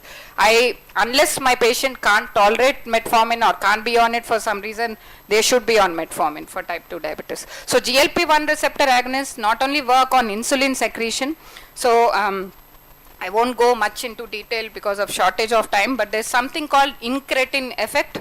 So when you give these drugs of DPP4 inhibitors or GLP-1 receptor agonists, they increase the incretin levels, which are some peptide hormones, and they cause insulin secretion. So your insulin level goes up and your glucagon level comes down, and that also, and they also work on your satiety center. So they actually make you feel full that you don't want to eat. So in this process, besides reducing your A1C, they also help you lose weight. And all this at the benefit of having a very, very low risk of hypoglycemia. So hypoglycemia risk is almost non-existent with these drugs. So I have tried to chart from my memory all the GLP-1 receptors which are or have been available in the market in India. This is the complete list, I think. There are some others in the Western world which are not available for us. I think you may be familiar with Victoza, liraglutide. They even came up with a combination of liraglutide and degludec. And it was quite quickly phased out of the market. Right now we have dulaglutide or Trulicity, which is a once weekly GLP-1 receptor agonist. You have lixisenatide. It's a short acting, mostly for prandial cover, and has to be taken multiple times a day. So semaglutide is the drug, oral semaglutide is Rybelsus. Subcutaneous semaglutide not available in the market yet in India, but they are planning, I think sometime next year it may be launched. Wonderful, wonderful drug for weight loss. Results are very good. And recently in the market there is a combination of GLP-1 and long-acting insulin called Soliqua or lixisenatide and glargine. So how do we prescribe oral semaglutide? How to actually start this? So usually always start with a lower dose because the gastrointestinal, I'll come to that part. So like I said, it mainly works on the gut and it also works on the brain. So gut, it causes gastroparesis, so and increased satiety in the brain center. So because of all these reasons, if you go all guns and you start off on a high dose on with your patient, they will not come to you. They will not, they won't be coming back to you. So you always start off on a low dose. You start off with 3 mg, then you increase based on how your patient is tolerating it, you increase it to 7 mg and then 14 mg. 14 mg is the maximum dose. It is heavy on your pocket. These are expensive drugs, but 14 mg gives excellent results with A1C and weight reduction as well. So when you do give oral semaglutide, you need to be, so it can be given even with insulin, it can be given with any other oral agents except that your patient, if you look at the prescription, just make sure that your patient is not also on a DPP4 inhibitor. So you don't give semaglutide and gliptin together. You have to stop the gliptin because there's no point, they're both working on the same area, so you don't give them together. Also, although this doesn't increase the risk of hypoglycemia, risk is very low, you may need to reduce the agents which cause risk of hypoglycemia like sulfonylureas and insulin dosages. So HbA1c reduction, some studies claim up to 1.5% reduction with 14 mg of semaglutide, or even higher if you start it early on with a high HbA1c. Weight loss, anything between 3 to 5% also in certain category of motivated patients. I think the problem is that because of the cost and the GI side effects, many patients don't tend to carry on for very long with it to see the entire weight loss. So while on it, I just wanted, so this is the studies which are there with oral semaglutide. These are something called pioneer studies. Large randomized control trials which have shown how much HbA1c and how much weight reduction can happen with semaglutide, different doses of semaglutide versus commonly used oral and hypoglycemic agents as well as insulin. So you can see that compared to many other agents, it does quite well in reducing both A1C and weight, up to 5% weight reduction. So okay, so multifactorial, not only weight, there's also other metabolic factors which are benefited by using semaglutide. You have your systolic BP, diastolic BP, lipids, and also your waist circumference. So waist circumference is a major part of metabolic syndrome. So any drug which can help you lose your waist circumference definitely will carry a long way. So this is something which I got at the last moment.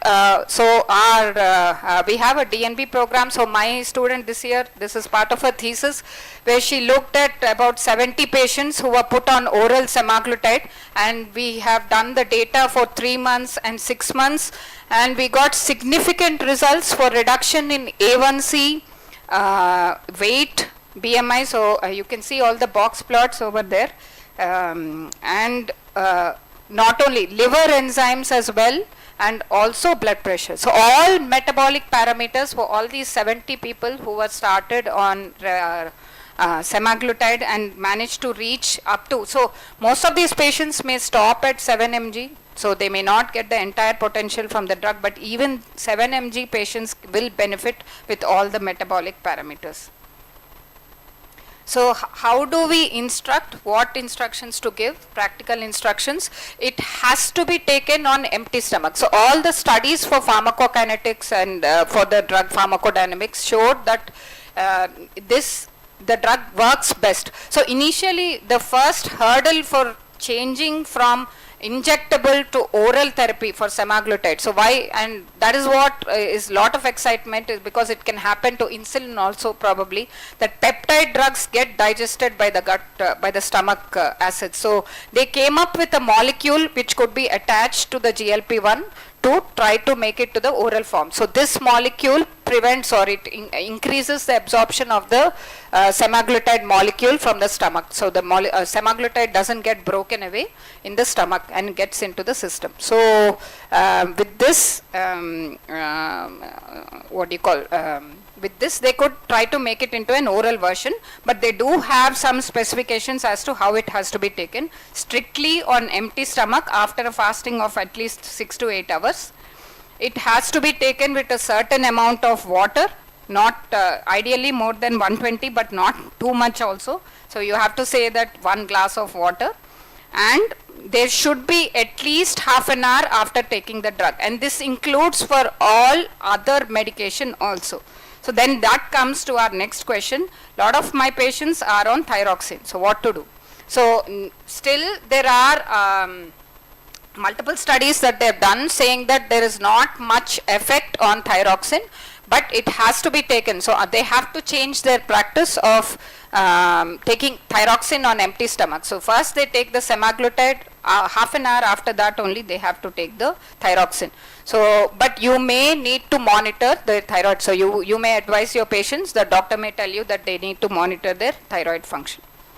So adverse effects, what you need to know, what you need to counsel your patients, at least 20% of them may end up with gastro. So the reason why you will lose out patients on semaglutide is if you don't counsel them properly. You counsel them at the outset that you may have gastrointestinal symptoms, you try to abet them. So the way to try to abet to reduce the gastrointestinal symptoms, small meals as opposed to large meals. Sometimes people say that taking large fiber, high fiber meals may also be difficult. So they may need to make some adjustments with their food pattern. But generally the first few days are the difficult ones, and every time they make the dose switch from the lower dose to the higher dose also they may struggle. So if you counsel your patient properly and maybe add a PPI or a Pantocid or something like that in the first first 1 week or so, they usually do well. Hypoglycemia risk, like I said, is pretty much non-existent with GLP-1 receptor agonists. There are concerns about pancreatitis. Once again, this concern has always tagged along with DPP-4 inhibitors with GLP-1 receptor agonists. But if the pancreatitis if your patient has a history of pancreatitis, you do not start this drug. But if your patient develops pancreatitis on your drug also, you discontinue it. Pancreatic cancer, once again, the association in the large studies was very, very small.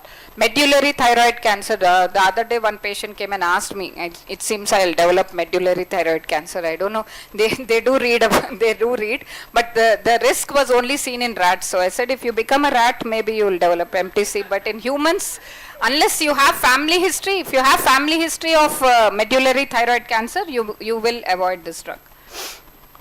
That sort of brings close to this part of my session. I hope, so these are other multiple, so obesity, drug treatment and concomitant with type 2 diabetes is a huge growing field now in the management in the West, and the drugs are hopefully going to come to India. These are the various enzymes which are going to be targeted. In the US, there is also tirzepatide, which is available, which is a dual agonist of GLP-1 and GIP. Weight loss can be as high as 15 to 18%. So recently one patient was saying that their relative got it from US and lost 45 kgs just on the injection. So I don't know. So and then, sorry?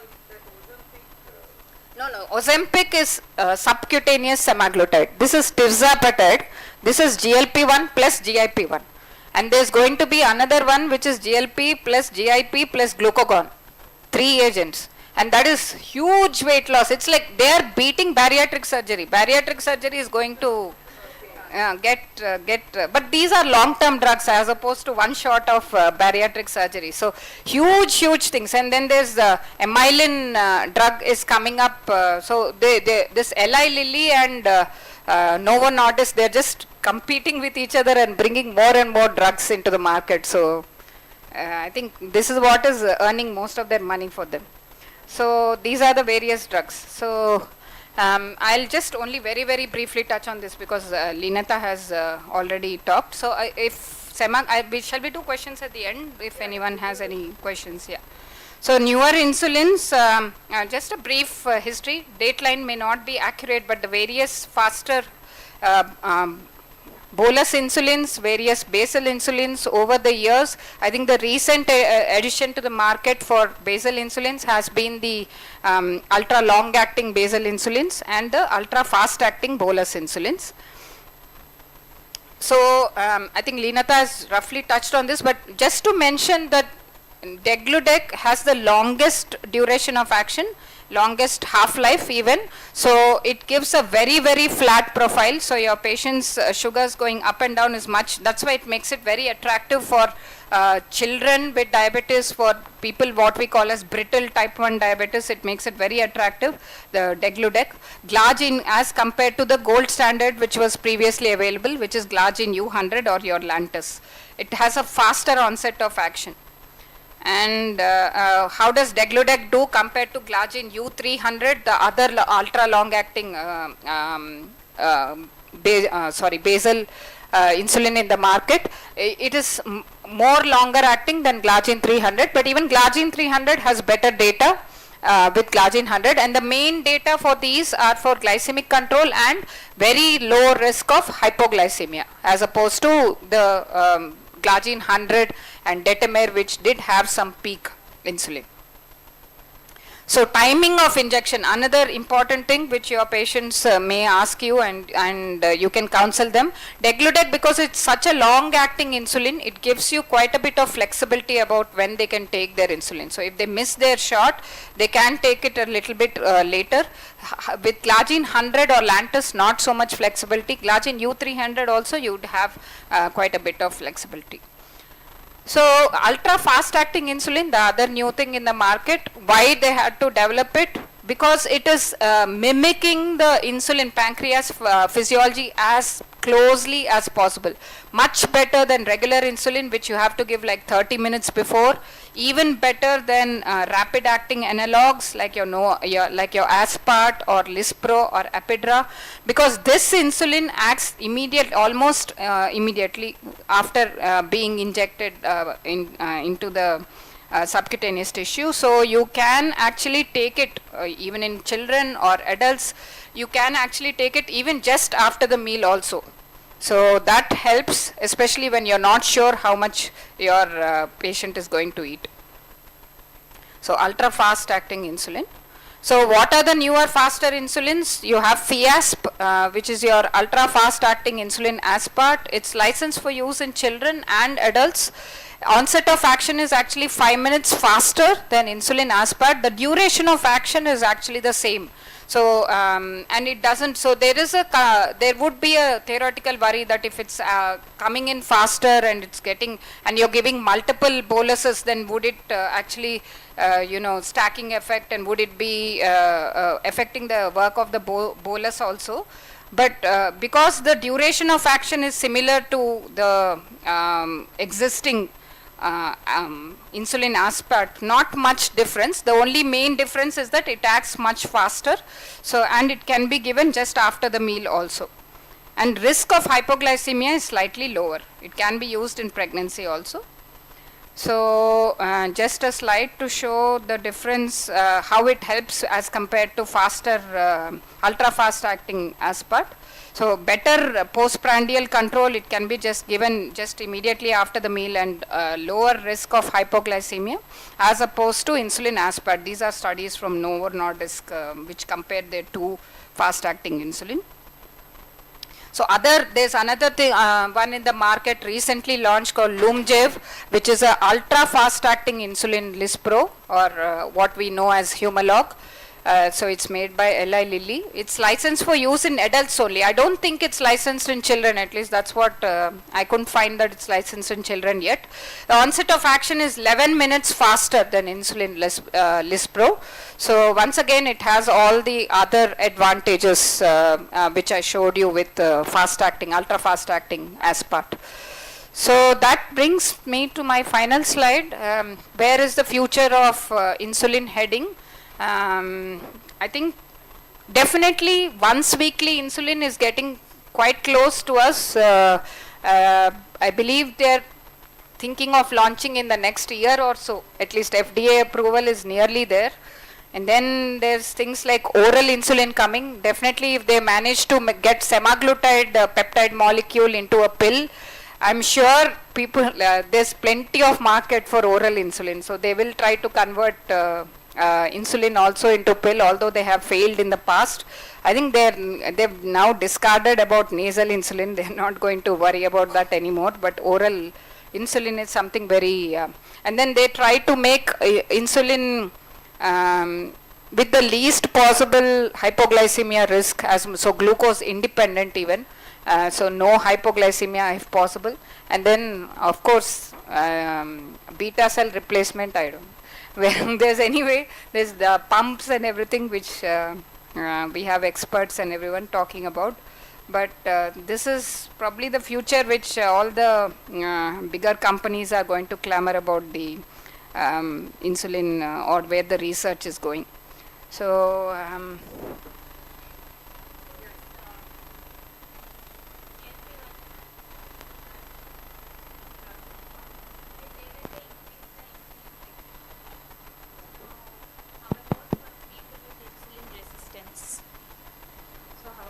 actually increases your insulin secretion in a glucose dependent manner, what we call it. So it reduces. So your question is whether people who are having insulin resistance. Yeah. So basically their cells produce insulin, Yes. but the cell sensitivity is very low. So for those people, especially for PCOD people. Yes. And one more thing, when you see the fasting insulin levels for PCOS, I have a client who is 17 years old. Yeah. Her HbA1c is fine, fasting blood sugar is fine, but her fasting insulin is 55. Why did you check the fasting insulin? Because I she don't routinely is check it. Yeah, but she is PCOD, so I thought it is insulin So resistance. if you actually go and read PCOD guidelines, nowhere it says to check fasting insulin levels. Right. One thing. But in answer to your question, how would it work when already someone has insulin resistance? It actually, because it works not only on insulin secretion, it also works on other factors of reducing your weight, etc. So it makes your body more sensitive to the insulin which is being secreted. So it actually, so the other use which I have not mentioned here, and many people are using, as Cheryl was telling us about a lot of colleagues, non-diabetics are also using semaglutide. Non-diabetics with lot of insulin resistance are also using semaglutide to sensitize their body to insulin, whatever the reason. It works wonderfully in patients with PCOD, I would say, because it reduces insulin resistance as such. So your question is a bit theoretical about how will it work when it increases the insulin. Question is whether the insulin is working effectively or not in the body. It makes the insulin work effectively in the body, whatever insulin is being produced. Okay, so it makes insulin sensitivity. The absolute insulin, fasting insulin value may not reduce, if that is your question, but the insulin sensitivity is better. The action will be improved. Yeah. Okay, so sensitivity increases. Yes. Thank You were mentioning about having some sort of at least visceral fat reduction. Correct, yes. To help either maybe reduce the dosage of insulin. But I have seen a client where this guy is not even in normal weight zone, like he's underweight almost, like on the borderline with BMI of 20, 19 and a half, 20, and he's on at least 40 units of insulin, and his blood glucose levels throughout, whenever he checks, have been more than 200. So, so this is quite, I won't say quite common, but we do this, see this particularly in the Asian phenotype. Very lean diabetic who's still requiring quite a lot of insulin, and the sugars are all over the place. Right. I think in such a patient, usually improving muscle mass by increasing the insulin sensitivity helps a lot. So this person also walks extensively, like he walks. No, increasing muscle mass doesn't go with walking. So you have to do weight resistance exercises. So resistance exercises helps for that particular group, different groups of muscles. Walking doesn't exercise every single group of muscles. We had to forcefully make him stop walking 5 to 7 kilometers a day. Like, yeah. But some insulin sensitizing agents, sometimes I find in my practice that if there is no contraindication, pioglitazone is a very good drug for lean diabetics who are insulin resistant like this.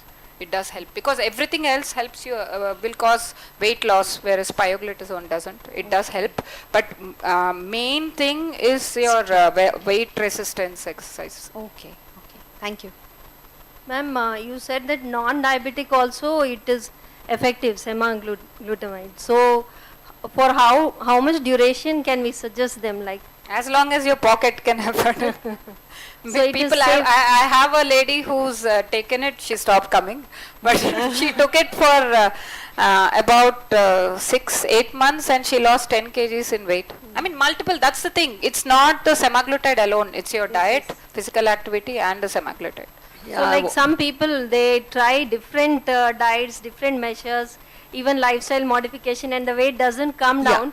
So I think this will help them a lot, no ma'am? Yeah, that is true. Just I'm butting in because I want all the nutritionists here to remember we are not licensed to prescribe any medication. True. Okay?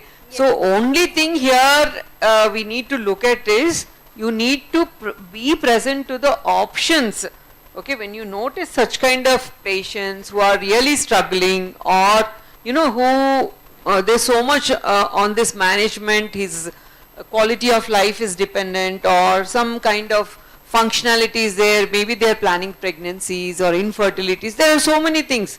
So instead of we going on batting on only a low calorie diet or high calorie diet, let us also be present to the utility of the drugs, and all you need to have is a very good endocrinologist, good friends with the endocrinologist, so that mutually we can work as a team, because your obese patient might be having HbA1c more or some other issues. So all obese patients need not be the same category. So we can help them in this way, suggest and refer. Thank you so much. Yeah, thank you so much, Dr. Smita, for agreeing to come despite your busy schedule, because I think I have spoken to many endocrinologists actually, but everybody seems to be so busy on traveling actually. I am wondering what is going to happen for OP on Saturdays. This is second or third time I have noticed that many of the doctors are not able. Any more questions to Dr. Smita? Cheryl, do you have a question? Do you have any question? Something? You want us to start the insulin pump demonstration immediately? So I request Arif to come quickly and start a demonstration very quickly. I mean, without taking much time. So thank you, Arif, for agreeing to come despite your busy schedule. He was traveling and he just landed here in Hyderabad and straight is coming here from the airport. He is from Medtronics. Okay. So we want real practical demonstration and the reports quick. Thank you so much. Very good evening, my dear friends and my dear doctors also.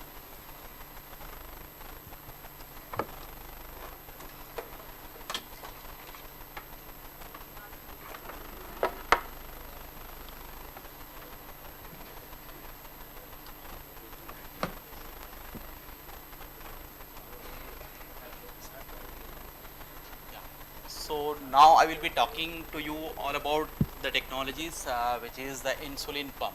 Insulin pump is a medical device which mimics the action of a pancreas. So we have a product which is named as 780G with SmartGuard technology. So Medtronic is a pioneering in future of closed loop therapies. So when we have started the closed loop, so the first sensor augmented pump was introduced by Medtronic was in 2006. Then we have a first threshold suspend, so which is known as VO pump, where we have launched in 2009. After that, there was a pump which is known as 640G, which predicts the low sugars. The risk of hypoglycemia can be predicted by this pump, which is known as 640G. Then we have introduced where it checks the sugar, maintains the base 70G as well as 770G. Then after that, which is advanced hybrid closed 780G. So this pump has the feature of giving the auto correction as the bolus as well as the automation in the basal. So no need to check the sugars where it has a sensor augmentation also, which is known as advanced hybrid closed loop. And also the future which we are going to come is a Simplera sensor, where there is no requirement of a bolus also to be given. So it will be taking care of the basal as well as the bolus regimen. So soon we are going to get it. So the patient challenges in managing their diabetes, the main thing which we are planning today, and whatever the talk which has been to be, is all about the accuracy of the carb counting, which is the biggest task for any type 1 diabetic or else the type 2 diabetic patients. So for insulin pump, you need to be accurate in your carb counting as well.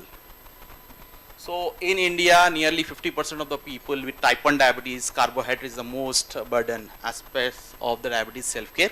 And similarly, 59% of the people with type 1 diabetes do not count meal carbohydrate correctly, which leads to hyperglycemia as well as the hypoglycemia also. This is the system where I was talking about, which is insulin pump 780G, where these are the few of the components of the insulin pump, and this is the insulin pump 780G. The size of this device is this. Secondly, we have a glucometer if you want to have a calibration. First of all, these sensors are calibration free, factory calibrated. Now we have Guardian Link Transmitter 4, where it checks the sugars and transmits the readings to the pump. And with the help of artificial intelligence, this sensor transmitter communicates with the pump, and pump acts accordingly by maintaining your sugars. If a patient, a user using insulin pump, his caretaker can also see his reading wherever he is there in the globe.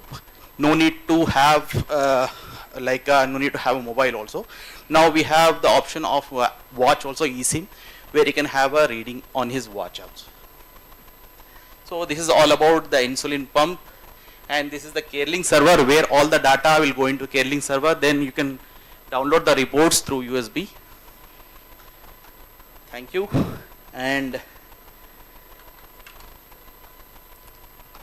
so few of the components of the insulin pump, as I have already shown you about the insulin pump, which is the device. And secondly, we have an infusion set where insulin get delivered into the body. And third, we have a reservoir where we insert the insulin and we keep it in the pump. And we have a sensor as well as a transmitter work as a transmits the data to the pump where the pump acts accordingly. That's all from my end. So how is it fixed? How is it fixed? That is linked to the basics.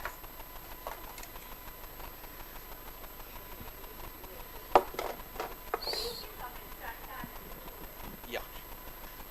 What we can do is maybe after my session also we can have a hands-on because I will have to enter the airport.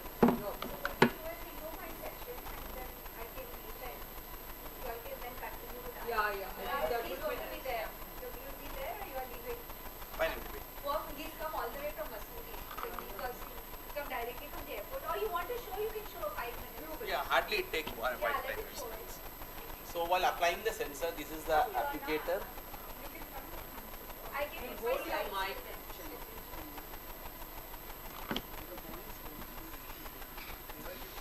So feel it like as an abdomen. Application of the sensor, it's very simple. This is an applicator. This is the sensor. Application of the sensor is very simple. Just press 2 buttons when you load the sensor and applicate on the abdomen. Then just take it off, the sensor will be applied. Then we have an infusion set.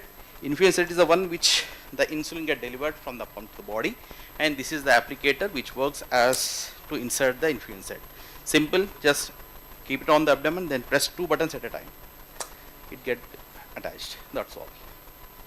These are the 2 stickers, like one is the infusion set and second is the sensor. These are the things which are there, these are basic components of the insulin pump. And insulin pump can be attached in the body as well as on the waist, as well as they can keep it in the pocket also. Yes. No need to fix. It's a non-invasive product. Any questions on 780G insulin pump? Then we can show you. The cost of insulin pump is 6 lakh rupees. 6 lakhs. And the recurring will be around 20,000 rupees per month. Per month. So basically we do have a few, at least I think now in India we have around 12,000 people on pumps. Yes. And now with the newer advanced pumps, you're definitely seeing the, the time and range that we were talking about. At least in our clinic, we are able to achieve above 95% time. And the TBR, that's the time below range, the hypoglycemic events are almost negligible. Nullified. So there's a lot of benefit, but yes, the cost. Abroad, it's all free of cost. So they get it, and even they get the upgrades. Here, unfortunately, we don't get it. But I think it's good for you all to get a hands-on with it and also understand, because if you see a person who's on a pump, you at least know what it is like and you can guide them accordingly. Because it's it's like your phone. The more you play with your phone and you learn the features, you will be able to understand and use it better. More. So I always feel it's like that. So understand how to use it. That's how we've learned as well. Okay, so thank you so much. I think I begin, and so we had. I just put this. I think maybe.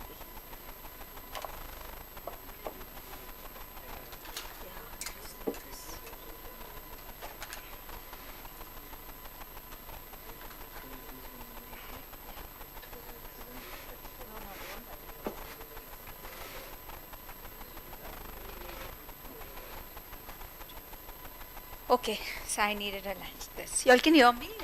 Can you hear me? Or I need this mic. This is better, no? So we are going to, I think we have had 2 fantastic talks, and again it's very important, though we are not going to be prescribing the insulin or the drugs, we need to know what are the possible side effects of it, and I think therefore the diet becomes very important, because if you know there are gastrointestinal side effects, then how do we manage that with diet? There'll be nausea, there'll be constipation, and again, you know, when a person goes on to these drugs, then what are the things that you have to keep in mind, especially when it comes to the fluid, fat intake, the fiber intake, because all that causes more discomfort. So, you know, those things need to be, especially when a person is on semaglutide, very important is it has to be small, frequent meals. They can't eat too much at one time, and also that, you know, fluid, not in between the meals. So these are important things. There'll be nausea. So how do you manage that? Avoid lying down immediately after the meal. Don't give too much of fat in the meal, because that again causes a lot of discomfort. Too much of fiber. You know, we don't go overboard. I think people are really going overboard with fiber. We've seen this with our ketogenic diets. And that's where I think even NIN has reduced the amount of fiber from 20 to now 15 grams for 1000 calories. It's because people are really going crazy. We've seen people who are on keto diets are having bran, and then there's flaxseed powder, and there's psyllium husk and everything, and then we are definitely seeing the impact on the hemoglobin levels, and nutrient absorption will get hindered. So, you know, again, anything in excess is also not good, and that is where we as dietitians need to work very closely with the treating physician and the patient, is to make sure that, you know, the person gets the desired results, and as much as possible we can minimize the side effects. So that's you know, about semaglutide and maybe all other drugs. What we are going to be discussing is type 1 diabetes, and like we know, and now we all agree that people who have type 1 diabetes can only be managed on insulin. There is no reversal of type 1 diabetes. No drug will work as of now.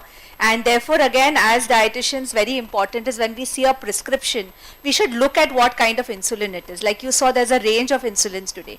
When I started my practice 2 decades plus ago, we just had regular acting insulin, NPH and premix. Today you have fast acting, you have ultra fast acting, you have ultra long acting. So therefore, even our diet prescription will change. And that is what I'm going to discuss about. And honestly, 30 minutes time is not enough for this vast topic. So I will touch on those things, and I'm sure, you know, with practice as we go on, you know, we learn more. So for type 1 diabetes, we follow the ISPAD guidelines. Okay, that is the International Society for Pediatric and Adolescent Diabetes guidelines. For type 2, we follow the ADA guidelines. I've had the pleasure and honor of being one of the co-authors. I think I'm the first Indian dietitian in the history of ISPAD to be on the guideline committee, and now we are coming out with guidelines, Indian guidelines. So we will be having the RSSDI type 1 and type 2 nutrition guidelines. We are working on it, and hopefully in the next couple of months it will be released. So we will have India specific guidelines as well, and that is going to be a whole manual. So, you know, you have the ABC right up, everything up to pump management and everything to do with you know, and predominantly type 1 and type 2. I think the battery is low. So one is, when we come to type 1 diabetes, you know, carbohydrate counting becomes very, very important. Honestly, we do it for every patient in our clinic. Every child who's diagnosed with type 1, or every person who's diagnosed with type 1, we put them on to carb counting. Now, it's not very complicated. People think it's too complicated. And I'll tell you how we simplify it for our patients. You know, it's not really complicated. And why do we count carbs? Because carbs have the shortest you know, impact, the greatest impact on the blood glucose levels. And we know that if you look at our Indian meals, we all agree that we're a carboholic nation. We eat a lot of carbs. Protein is a concern even today. When we take dietary recalls, we see that, you know, people really don't focus on protein, and therefore protein and fat again is not a big concern in our home cooked meals, and therefore they don't have such a big impact, and home cooked meals we usually consider carbs.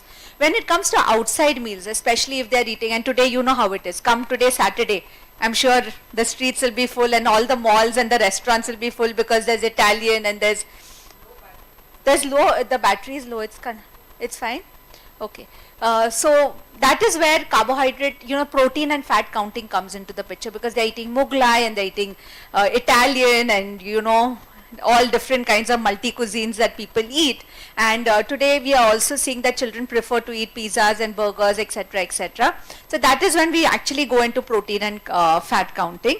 And again, when it comes to carb counting, you will agree with me that we as a country, whether it's north, west, east, south, eats so differently. Every household eats very differently. For example, some people add sugar or jaggery into their dals and their vegetables, especially if you look at the, some parts of South India, in the sambar they will add jaggery. In the western part where I come from, Gujaratis will add sugar, jaggery to every food. Everything is sweet. Even the eastern part of India, if you look at their raitas, it tastes like kheer. So again, those, that thing will vary, and therefore you can't get 100% accurate with carb counts. You will agree with me. We always look at that 100% you can't get, but even evidence shows that plus minus 20% doesn't really make a huge impact. It's fine. Okay, so we should not get to that. Sometimes we have patients who say, no, we want that 100%, not possible. Okay, how you cook, how much water you add to the rice, everything will determine the response, and therefore you have to, teach them about it. Okay, which foods have got how much carbs, etc. But then over a period of time, they also become experts at the whole thing. Now, very important with carbohydrate counting is that also each person has to do SMBG. Like Dr. Leenata said, 6 to 8 times a day is when they monitor their glucose levels, and now we have CGMS, which has made a world of a difference. But again, the cost factor is there because people have to pay from their pockets, and not everybody can afford it. I only hope the cost comes down, but yes, we have a lot of people, and honestly, if you ask me, it has become a big boon, at least in our clinic. Most of our patients are on CGMS, and it really helps us, and it helps us convince the person that when we tell them that, okay, if you've eaten rice flakes and you see the spike in glucose levels, which they wouldn't believe otherwise, because they all think that rice flakes or poha is God's gift to diabetes. But today, now with the CGM, we've seen that the kind of impact it has on glucose. Brown bread, they will eat 4 slices of brown bread because they think it's healthy, and then you will see that brown bread or white bread has the similar impact, and that is where really CGMS really makes a world of a difference. If not, then they should monitor more frequently around meals, so that we understand what the impact is. Again, very important is that each individual will have a very different kind of an impact with different foods. I've seen people, I've had one person with poha, there's no spike at all in glucose, whereas with most others there is a spike. So there is something called as personalized nutrition, so that is also, so we have to treat each individual as an individual, and everything has to be customized to that individual, whether it is the treatment, the diet, etc. Everything is very, very individualized. So it's not a one size fits all approach. Now, who can do carb counting? Those people who are on separate doses of basal and bolus. Okay, if suppose somebody is on a pre-mixed insulin, for example, I'm just taking a brand name, maybe you've heard of Mixtard 3070 or Insulin 3070, it's a mixture of 2 insulins. So that those people cannot do carbohydrate counting, because when you're doing carbohydrate counting, you have a person who's taking a basal dose of insulin, which is either glargine or degludec or whatever basal the person is on, and then for their meals, they decide, okay, I'm eating a larger meal, I take more insulin, I'm taking a smaller meal, so it gives a lot of flexibility. In the olden days, we didn't have that kind of flexibility. When they were on premix, we had to make sure that they eat a substantial, see, it's gone.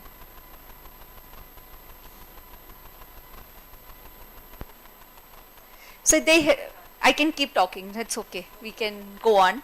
So they have to eat a substantial amount of food, because otherwise they will go into hypoglycemia. The bedtime snack was mandatory because premix will have NPH and regular acting insulin. So NPH peaks up after 6 hours, but we're giving it before dinner. Then they would typically pick, it would peak up between say 2 and 3 in the morning, and we see nocturnal hypoglycemia. So there you had to force the child, from the sleep also wake up the child and give insulin. So today the newer insulins, the newer technologies have brought a lot of flexibility, and we want our children, we want our people with diabetes to enjoy a life, a good quality life, most important, and not be reminded day in and day out about their condition, and be restricted not to attend parties, not to attend picnics, not to go for treks, etc. In fact, recently one of my adolescent, he's around 16, 17, he just went and did scuba diving in Mauritius. Can you imagine? And very well, the mother was so worried, but then she, she consulted us, we planned the whole thing, everything, we worked out his diet, everything. And he was so happy because all his friends were going scuba diving and he wanted to go. So that is where, technology and the modern insulins, and definitely working as a team. We have to work as a team, because we as dietitians, definitely we cannot titrate insulin, we can't prescribe drugs, but we can definitely bring to the attention of the doctor that what are we seeing, what are the kind of trends, have a discussion, and then, it helps in patient management better. So I don't have my slides, so we can talk. Now, what are the tools that you need for carbohydrate counting? You know, measuring cups, so basic things. You don't really need to make it very expensive because already there's a lot of cost. You don't want to add up to their cost. So simple things is what we tell is measuring cups. So, you know, you get these standard measuring cups. A weighing scale definitely helps because that really gives us an accurate, you know, for example, we know that roughly around 110 grams of rice, cooked weight rice will give you around 30 grams of carbs. Roughly around a 40 grams chapati will give you around 15 grams of carbs. It may vary a little bit here and there, but this is basic. We usually tell them for chapatis is you weigh the atta and then you tell us how many chapatis become out of it and then we'll tell you the carb count. So unless the cook changes or the person who's making it, usually the chapati size remains the same. You can't tell them that no, you make chapatis for 15 grams of carbs. I feel that's very impractical. So we have to work on making their life easier because remember the parents are burdened with a lot of things. Suddenly the whole thing of diagnosis, they've never heard of type 1. Suddenly insulin comes in, you know, ketones, then you have monitoring. I don't know a single mother who sleeps straight 8 hours in the night. Every night they wake up, a call from school, they are so stressed because what has happened. There's so much, you know, that is going on and then we add to that saying, ye karo, wo karo. It's too much and I see it's too much for the woman, you know, because she is dealing with a lot. And I mean, she has no choice, but then we have to make it more easier for them. So definitely the tools, today you do have food labels that you have to read and you know, the focus should be on that. So as dietitians, we definitely need to educate them on how to read food labels because they will look at the ingredient list. They usually don't see the ingredient list, they just see the front of packet. And then they'll say, okay, it's a millet biscuit and we know how much millet is there, not more than 6 to 10%. Oats biscuit, 6 to maximum 12% of oats, remaining is all maida and sugar. And people will have packets of it thinking it is healthy. So educating them on food label reading is most important. Also the serving size, because they will only look for that serving size and eat the entire packet, which is actually 2 to 3 servings. So how do you understand that? Then you look at carbohydrates. Now in carbohydrates, FSSAI has made it very, it's mandatory for them to mention the amount of added sugar, which is already accounted for in the carbs, but it's important because you tell them to have yogurt, most of them will go and have flavored yogurt. And you know that flavored yogurt has 16 grams of sugar. And then, you know, people, it's counted in the carbs, but it's important to understand that how much of it is actually the sugar content, and we obviously want them to make healthy choices. Today you have a lot of apps as well, but we really do not know how accurate it is because I think every household, you know, the kind of, you know, dal, for simple, if you look at the consistency of dal, if I keep the dal and I only take the top portion of the dal, the carb count will vary versus taking the thicker part of the dal. Some people make thin dal, some people will make thicker dal. So again, it will change. So these are things which I don't think an app can teach a person. It has to be a human intervention. And therefore, I think our role still becomes extremely important. Sorry about this. I hope the battery is okay now. Yeah, I have it.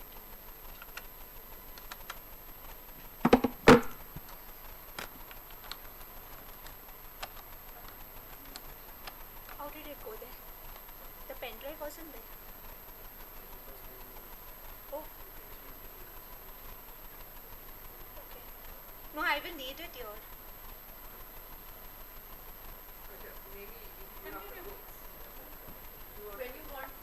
Because I didn't copy it there, so how did it go there? No, what, Cheryl, you can ask them to open it, no? I think that's the easy way. You can stand here, next slide. No, I don't like that actually. It's very uncomfortable. You can't put that here?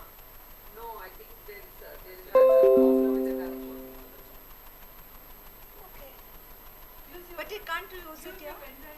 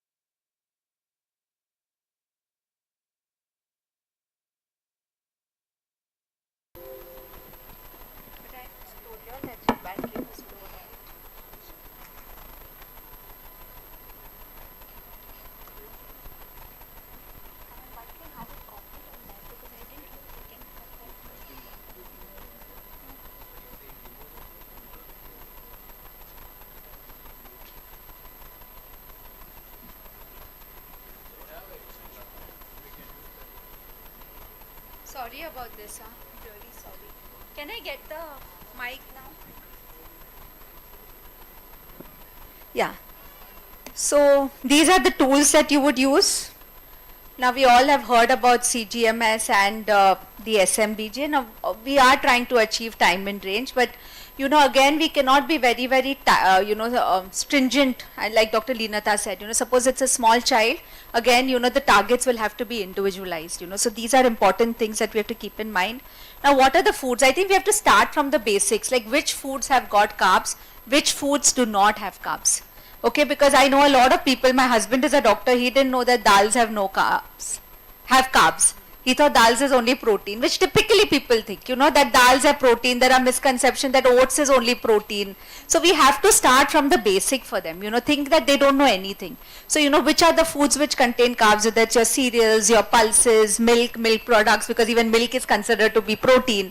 So that is where we would start. I think honey, jaggery, sugar. Okay, people will not take sugar, but they will take jaggery and have healthy, sugar-free cakes which are made with jaggery and everything else, and then eat it by the kilo. So that is where again we need to give that education. Then we obviously discuss glycemic index and glycemic load. Today we had a low glycemic index rise, and you know, strategies on how to lower the glycemic index, how to choose foods which are lower in GI, because that will definitely help in blunting the post-meal glucose excursion. So one is that you take insulin for the meal, but you also ensure that the meal is low GI, low GL, follow the food order, which is meal sequencing, eating fiber and protein followed by the remaining part of the meal, so that we get a nice stable, you know, glucose response rather than that sharp peak that we see with food. So these are important things, again, we as a dietitian will have to do.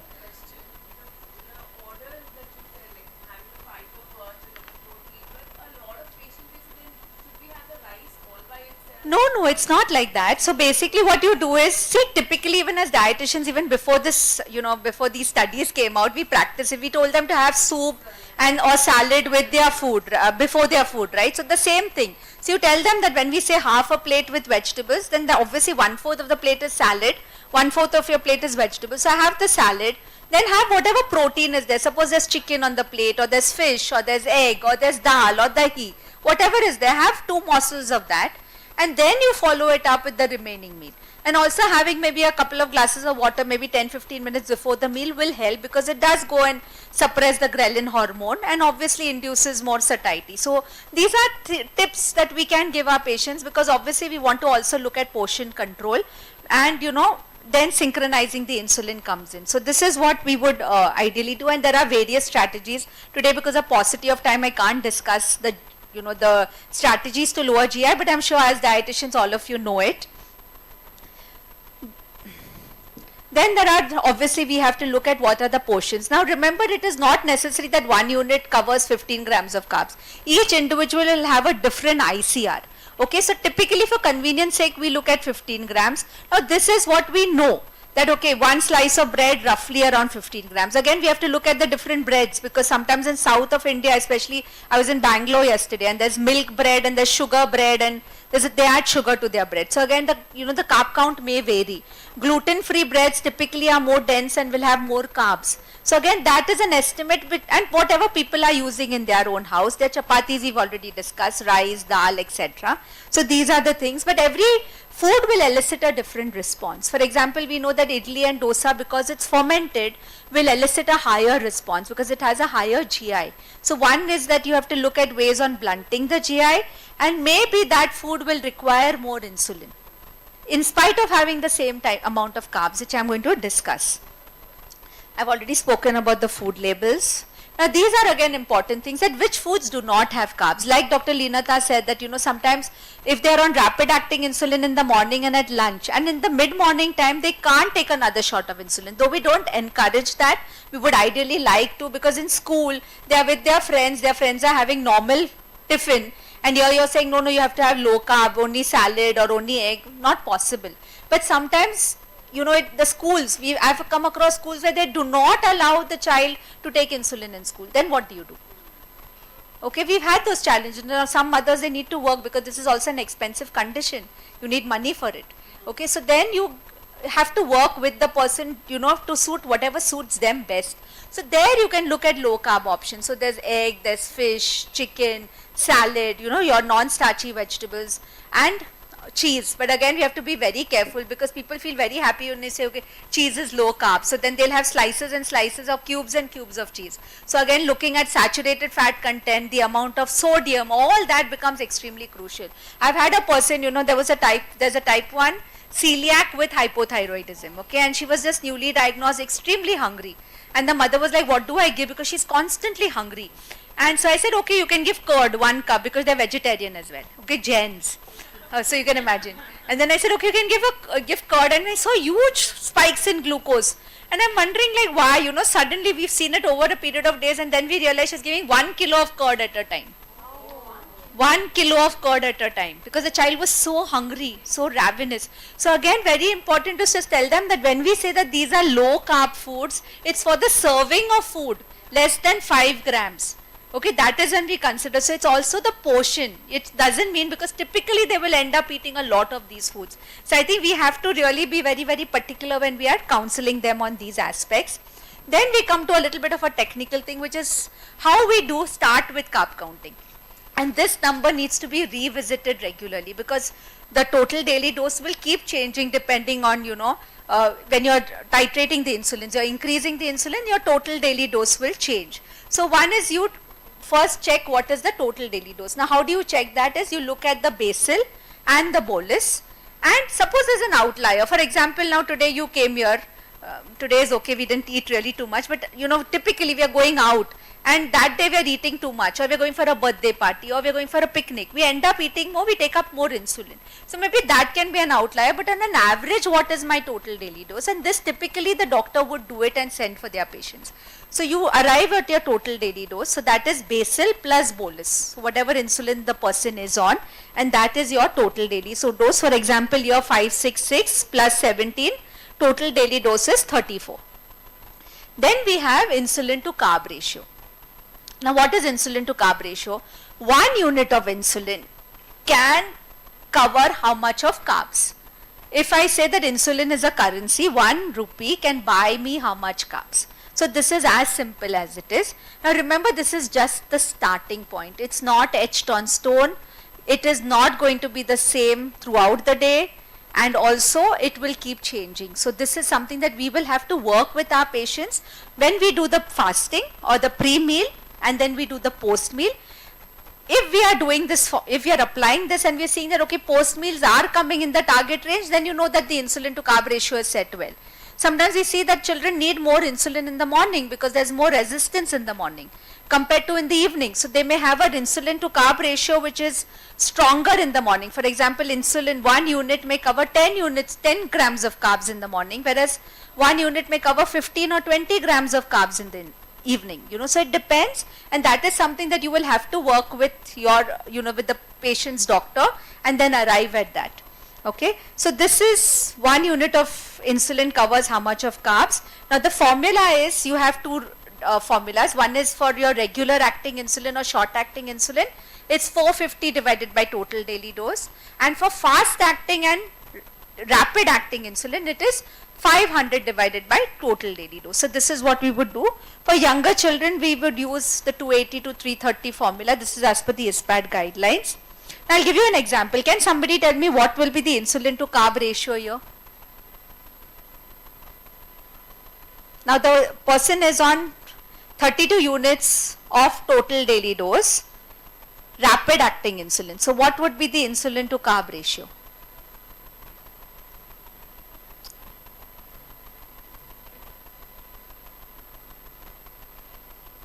No? I just said, no, 500 divided by total daily dose. If it's rapid acting insulin, it's 500 divided by TDD. So if we're saying the total daily dose is say 32 units, so I would do 500 divided by 32, so I would come to 16. That means 1 unit of insulin roughly covers around 16 grams of carbs. Have you understood this? Anybody who is not understood? Okay, now let's look at what will be the insulin that this meal would need. Now we said that 1 unit covers 16 grams of carbs. Now how much you think roughly is the carbs in this meal? Can anybody guess? Okay, so we have 2 chapatis, we have 1 cup of rice, we have half a cup of dal, which is medium consistency, we have 1 cup of vegetable, salad, and half a cup of curd. So how much? Yeah, somebody said 80. No? He said 80. Okay, so it comes to roughly around 85. So basically 1 chapati is 15, which is 30. Okay, the rice is 1 cup, so 30. Dal is medium consistency, so we've taken it as 15. The vegetable we take 5, so vegetable and salad we say 5, and then the curd we say another 5. So it totally comes to around 85 grams of carbs. Like I said, plus minus 20% will not make a big difference. So it's fine, but at least more or less coming to that. So insulin to carb ratio is 1:16. So if we are saying 85 is the amount of carbs, so how much insulin does this meal need? 4 units. 85 divided by 16 is how much? We need calculators. 5. Okay, so it comes to 5 units. Okay, now where carb counting works. Now what I want to tell you is it's not so complicated. Now every day more or less we eat the same thing unless we are going out. Our rotis are fixed, our rice is fixed, even our breakfast options more or less. So that, I think in India we all give meal plans. I know abroad they give you exchanges and they tell you, but I think for our patients meal plans work because what we do is we customize it to their requirement. So what is, the requirement of this individual in terms of calories, then we say okay 50% of that is from carbs, remaining whatever from protein and fat, and then we decide how much, right? So every day this child or this person will have to eat that much to meet his nutritional requirements.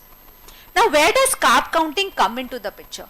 Now today I am feeling less hungry, I am not feeling very hungry. But if I take 5 units which I am taking every day, what will happen? I am eating less, I will go hypo.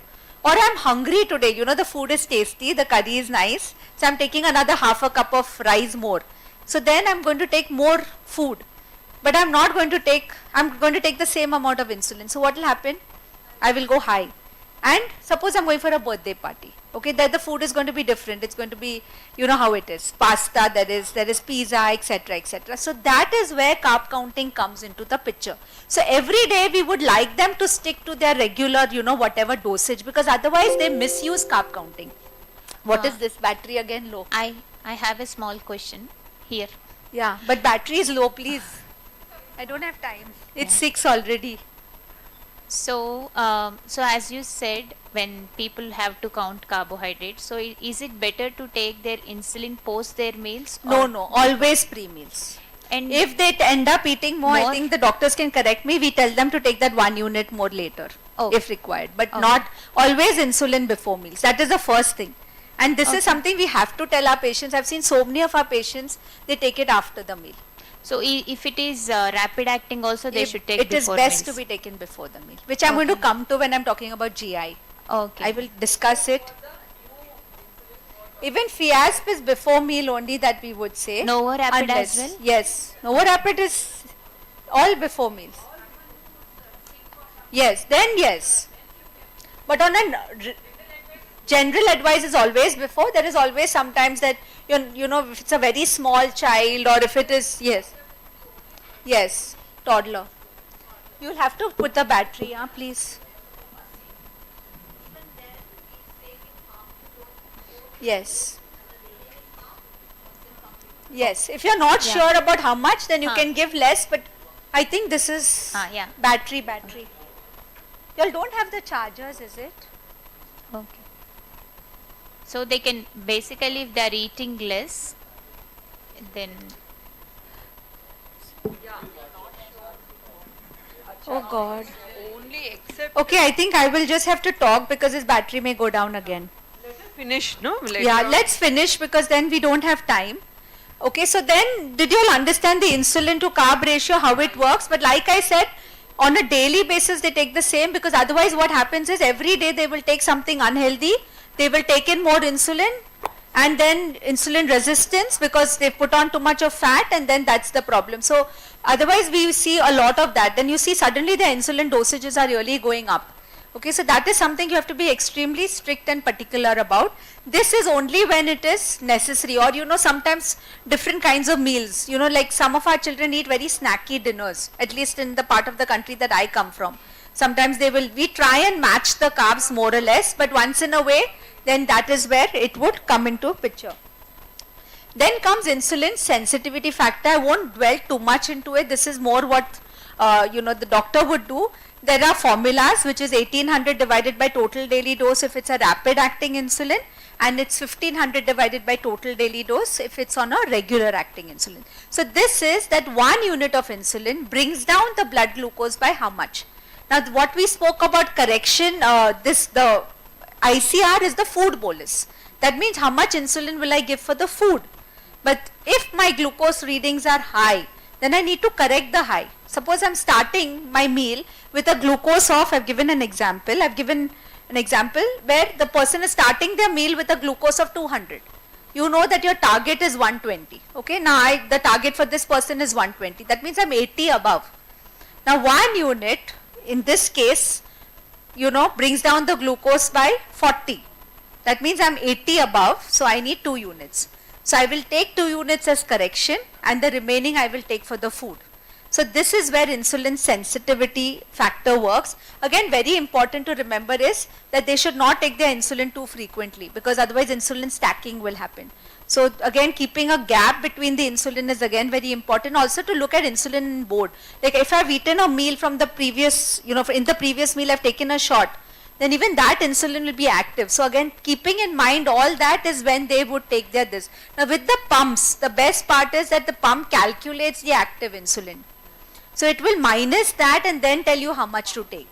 Okay, so this is again very important. So with insulin, we always tell them less is more. So when in doubt, like you were asking, if should I take 5 units or should I take 4 units, always take a little less. You can always correct it later, because we do not want hypoglycemias. Remember, hypoglycemias are extremely scary and dangerous. So we do not want that. Only thing is they will have to take another prick. That is something. And for children, we have 0.5 pens as well now. Now evaluation of ICR and ISF, again CGMS works well, or SMBG. You check the glucose, you give the insulin as per the carbs, you check the glucose 2 hours post, you check it again after 4 hours, and at 4 hours if it comes into the target range, then you know that your insulin to carb ratio is working well. And same thing you can do for ISF, and therefore you can arrive, say that is the ICR same, because sometimes what happens is in the evening children go down to play, or they, people are going to the gym, the insulin sensitivity improves, and therefore they could require lesser amount of insulin at that time. Now this is another myth. Eat every 2 hours if you have, if you have type 1 diabetes. Now this is again not true, especially with the modern insulins that are there.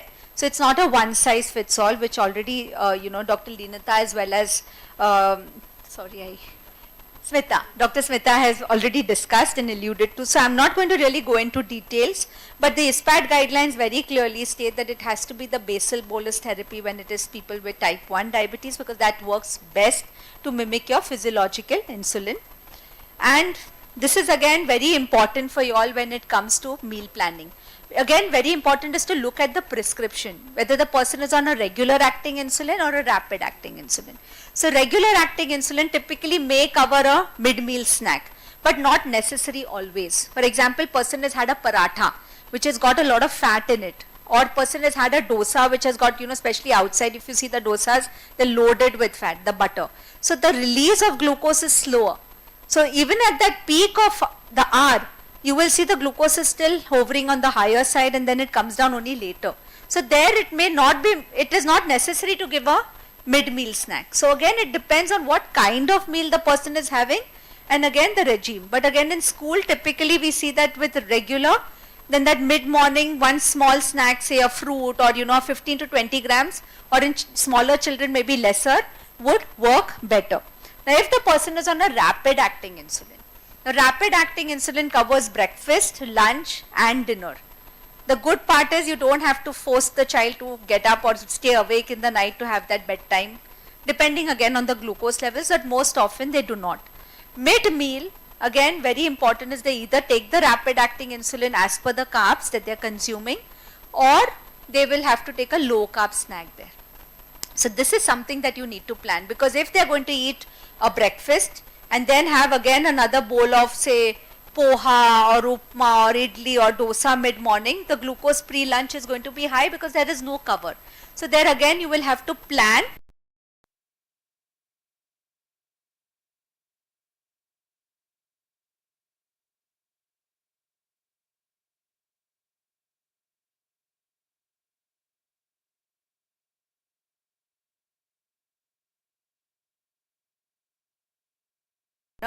The same thing you have to keep in mind is that mid-meal you will have to plan a snack there, otherwise the person can go into hypoglycemia.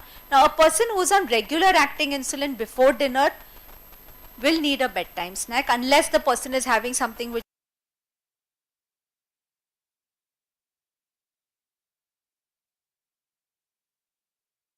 snack again becomes important. So these are important aspects when we are planning the diet. And again, like I said, it's not a one size fits all. There are a lot of things that come into the picture when we are planning.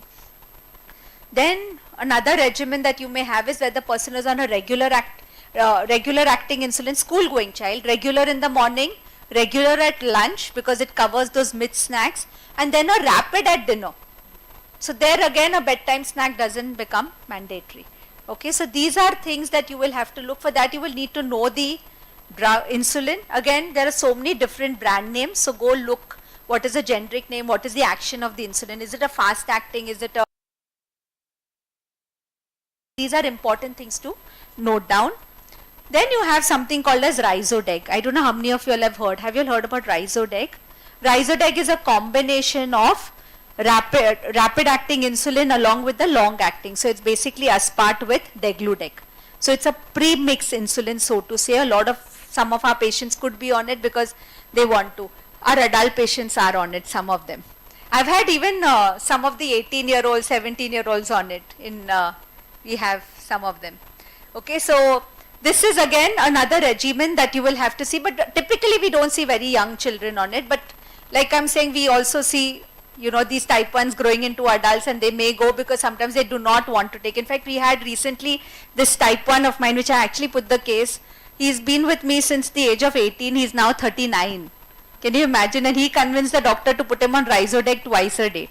And he was on Rhizodeg in the morning and evening. I've got his his time in range is 46%. Okay, because his schedule was so different and erratic that it didn't really match. But the doctor was unfortunately not able to convince him because obviously paucity of time, and he was very adamant. But I knew him since he was a child. So he listened to me. I convinced him. I made him see sense. I said, this is not going to help you because he wants to also have a kid. And I said, this is not taking you anywhere. And we had that dialogue, and then he said, okay, I'm ready. But he agreed that one Rhizodeg dose in the morning. So he still wanted that Rhizodeg in the morning because we fixed his carbs at breakfast. But then the other meals he was taking his rapid.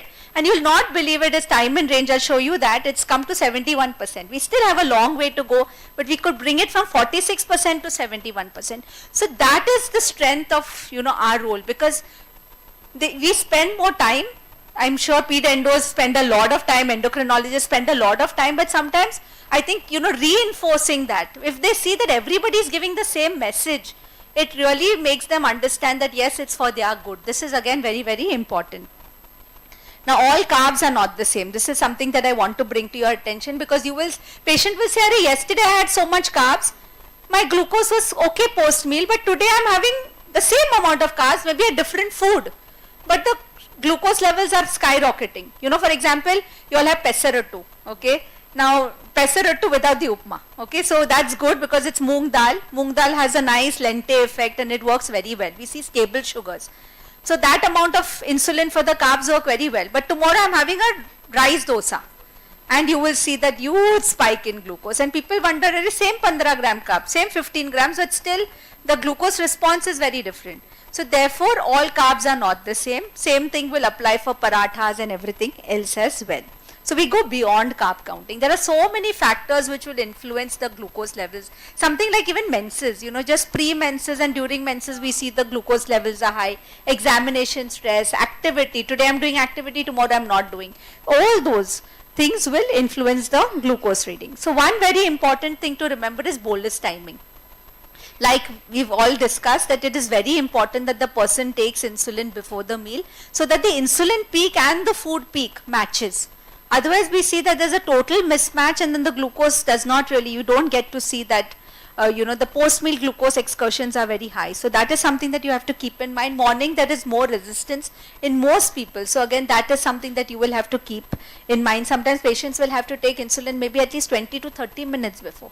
I've had one person who's a type 1 who had to take 1 hour before, rapid. Okay, and then nothing else worked for her. This. So again, this is if you see the high GI foods, and that is why the focus is so much on incorporating low GI. Can you tell me what you think that is, the peak that you see in glucose? I think I have to finish. And that person was shocked. Okay, the first one I'll tell you is poha. Okay, the second one is ragi idlis. And he was surprised. He said, I eat so healthy. I ate 2 ragi idlis, and look at that spike in glucose. Okay, so we are going overboard about millets, everybody, but most of the millets that are available are polished. And also if you look at the glycemic index of ragi, it is really very high. Okay, and we have enough published data today with us. Dr. Mohan's team has done a lot of work on it. So again, this is again, so I won't tell them don't eat, but we'll have to work out strategies to bring down the GI, but it does have a very high glucose response. So here again, maybe pre-bolusing will help. In the pump, there are different strategies. There is something called as, so again, if somebody is eating a high GI meal, following the food order, making sure that you bring down the glycemic load. Okay, by, adding more fiber, adding protein, adding good fats, that would help. So, different strategies to bring down the GI. And in the pump, you have something called as a super bolus in the older pumps. The newer pumps that he showed you, RF, you don't need to do anything. Automatically, the pump will sense and give that additional dose, and the glucose comes into range. Okay, so the newer technologies are definitely helping, but this is something that you will have to work on. So nobody eats bread by itself. So you can tell them, and once in a way, a person with diabetes wants to eat bread. So then how do I eat it? Tell them to add vegetables, protein, and then maybe can they have an open face sandwich instead of a closed sandwich? So there are different things, and I think that is our role in making them still enjoy, but without increasing their glucose. And with the CGM and the BG readings, you can see how it's working. Now this is a person again who had gastroparesis and was on FIASP, and she, without telling the doctor had put her on regular. She started herself on FIASP because somebody else told her, and look at the amount of hypos. And gastroparesis, the slow gastric emptying. And we could see this. The moment we saw this, we realized, and she was eating a lot of, again, the diet kind of food. So again, that was something that we had to look at. So, and there was a lot of fat, fiber in the food. So again, that is not something which is conducive to gastroparesis. So now she's on the pump, and you look at her CGM. It's amazing. I couldn't find it, unfortunately. The last part is this fat and protein. So, can you see this? What do you think is it? Can you see this dinner? It's a Friday night. So what do you think the person could have done? He went out and ate. Okay, he's not in Hyderabad, he's in Mumbai, so he didn't eat chicken biryani. That is something I'm hoping to eat tonight if I reach on time. But this was his dinner. So he had uttappam. So he said he chose the healthiest option, but it was uttappam, and we know how uttappam is. And outside, so it's fermented, lot of fat, and 2 cheese samosas. And you look at his glucose, it was high and it stayed high throughout. And typically I tell him, you're an angel from Monday to Friday. I get scared of his CGM on Friday, Saturday, Sunday, all over the place. Okay, and he's having type 1 for the longest time. I think from the age of 4, he's now maybe 45. So you can imagine. So challenging foods, and this is something that happens, and more often now, eating out, ordering in. I think again it's gone, but I will not now dwell too much into it. But again, very important to remember is that for these meals you will need to take additional insulin. So even the guidelines suggest that you need to consider more. I'll give you an example. Suppose pizza, you are having say 3 slices of pizza. Okay, each slice is roughly around say 25 grams of carbs. So 3 slices of pizza is 75. You take another 20 to 25% more. So you consider it as 100 grams of carbs. And in the newer pumps, you can put 100 instead of 75.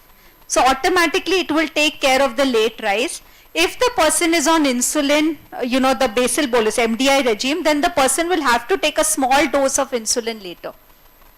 So, they can split the dose, take a little bit, that obviously in consultation with the doctor, but that is something you can do, where you can take some amount of the insulin now, and some amount of the insulin, say 1.5 hours to 2 hours later, to take care of that late rise in blood glucose, and it works fantastically. But again, it's not a one size fits all. We see sometimes 60-40 works, sometimes 50-50 works, whatever. So you'll have to see for this individual what is really working. Okay, so that is about your the fat food. So what I want to tell you, this is just an introduction. Honestly, we can go on a full day because it requires a full day effort. But the basics have to be kept in mind. So even if it is a type 1, we talk carb counting, but that comes second. First, you have to talk about healthy eating. So in that, obviously, glycemic index, choosing, and how to make the foods lower GL. And then look at, making sure that they're eating the right kind of nutritious meals, because if we're looking at calorie, reduction or whatever we're looking at, then every calorie should be nutrient dense. That is something. So achieving nutrient adequacy while also looking at diet diversity, and then going on to carb counting, and then fat and protein counting, and then the different kinds of food that the person is eating, like high GI meals, activity, so many different things that we will have. So, type 1 with our patients, it's a 24/7 job. Honestly, it doesn't happen in one consultation because it's too overwhelming for the person, the diagnosis itself, and then you start giving so much, it's too much. They are close to, they don't listen only, and then they are very confused. So you have to phase it out and, slow and steadily educate them on different aspects. So don't start with fat and protein till you're fully convinced that they know about carb counting first. That is the most important, and as I said, very simple. Most of the days keep the meals the same. Obviously you give variety and options. Carb counting comes in only when they are eating out, and also the right use of carb counting, because otherwise if it's misused, it's not going to do any good for the person. Yeah, so thank you so much for your patient hearing. I'm so sorry the laptops I don't think they liked me too much, so both of them stopped working. I think I will have to leave. It's 6:20.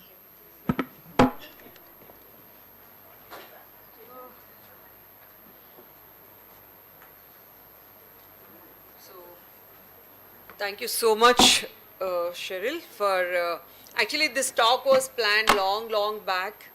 We were to begin this series with this session, but somehow, like with so many twists and turns, it finally has happened here. And she has put the role of carbohydrates in diabetes management or in general obesity also in the right perspective. It's not just the count always, the quality also matters a lot. Just one quick question, Cheryl. What about circadian rhythms? Have you noticed any? That makes a big difference. Okay. So all of it, I couldn't speak, but everything else, like everything else, what we could tell any person, I think that is the most important thing. It doesn't mean that you're doing cardiac, Dr. Smita said that, doesn't mean that in the night, or I think you said it, that night they start snacking and all that. We have to give them, and that's where again carb counting works, and if they are hungry, you can give them that extra, give that extra insulin, rather than, let them don't eat now, and again in 2 hours they are hungry and they are crazy.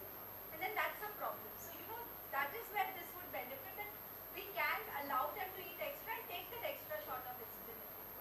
And have you seen that the the role of fiber, how significant it is? Should we link it to the insulin reduction or how? It's a regular at home, what we eat, we don't, but packaged foods, if they're high in fiber, we typically would minus it. At home, it's not possible, obviously. It is just not, I'm going to take, everything and minus, it's too much for the person, but you will have to look at how the post meal, like I said, for certain foods which you know are high in fiber, then maybe, they can take a little bit, whatever normal insulin, and for certain foods, like for example, parathas and all, because the glycemic index is slightly higher, though that is fat, is only because there is more available carbohydrate. So dosa, your parathas, etc. There we've seen thali feet in Maharashtra. I don't know if you all eat it here, but thali feet is very healthy, but we've seen a huge spike in glucose. So there are patients know that, if it's a very small child, maybe 0.5 units more, if it's slightly older, whatever, you give a little more and then you observe. But first you give the same. Then you look at the trends. Do you see a similar trend where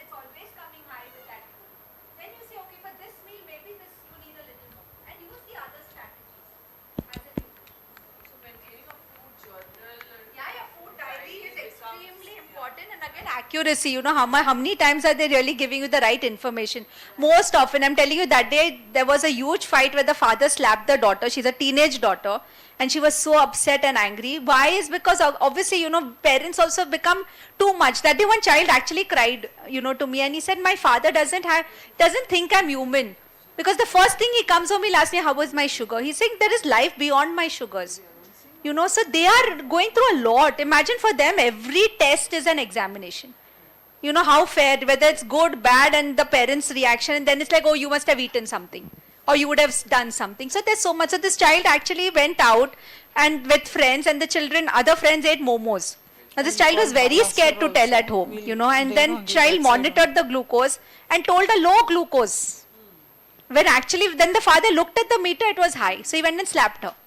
And there was this huge ruckus, and I got a call, and I was like literally mediating between the father and the daughter, and that's where it is. So there is a lot to deal with. We forget that this person we are dealing with is human first. We have to think of yourself in that situation. Today all of us must have eaten. Did we even think how much insulin, what is going to be the impact? Nothing. We just kept, we ate, right? Imagine them, how much they have to think and calculate before they eat. They can't even go for an activity because they don't know whether they're going hypo. So we have to, it's a lot of work. Honestly, I'll tell you, less money, but lot of work. We were talking about it, 24/7. And you have to be prepared for it. Honestly, I wake up with sugar numbers. I sleep with sugar numbers. That day I was having lunch with my mother, and my mother was introducing me because I hardly am there over the weekend. So, that day I was there, and she took me to meet some people. And I was with them, getting introduced with the, the thali in my hand. And I saw one of my patients is waiting, okay, I'm eating so much, just newly diagnosed. And I was feeling so terrible, what will they think? But I had to excuse myself, go and do that, because that is what was important. So even in my team, I have some, dietitians who cannot really, because once they go home, their mother-in-law's in the house and all. So I tell them it's perfectly fine. But once you've committed to it, you have to do it. So you either commit and do it fully, otherwise don't commit and don't do it. But then don't do injustice to the patient. Yeah. Thank you. Very nice. Yeah. Cheryl, please come here. Yeah, thank you so much for taking out this much of time, and you've come all the way from Bangalore and rushing back to Mumbai.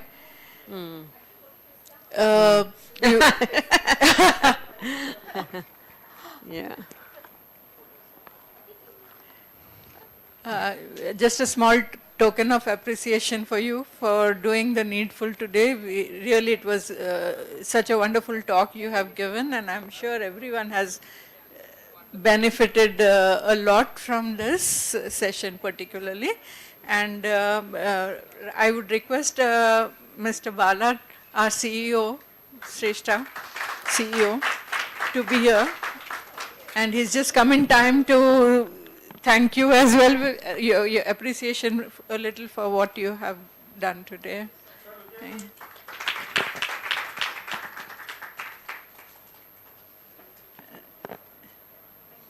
Just a small token to you. You're welcome.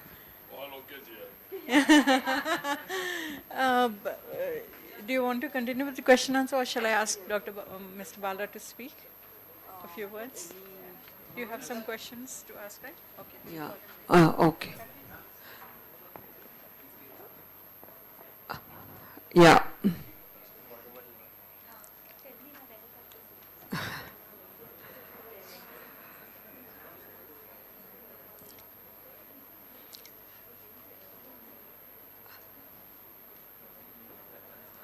Yeah, I think the others, meanwhile they sort out things. So others, what we would require is, carbohydrates are a big ocean of compounds, okay?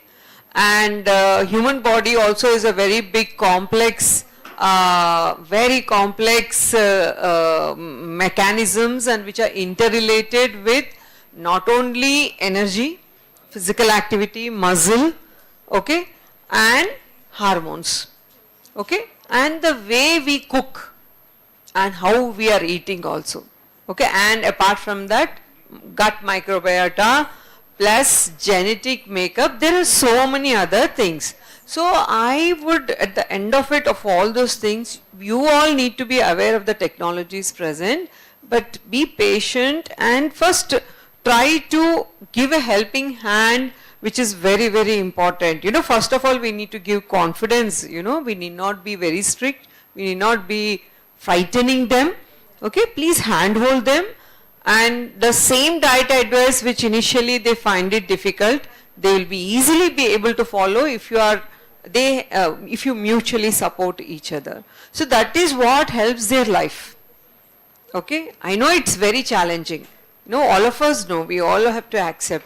Our role is to see that how smoothly this entire process goes.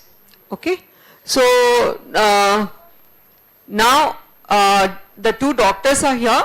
Do you have any further questions which we can take from the doctors?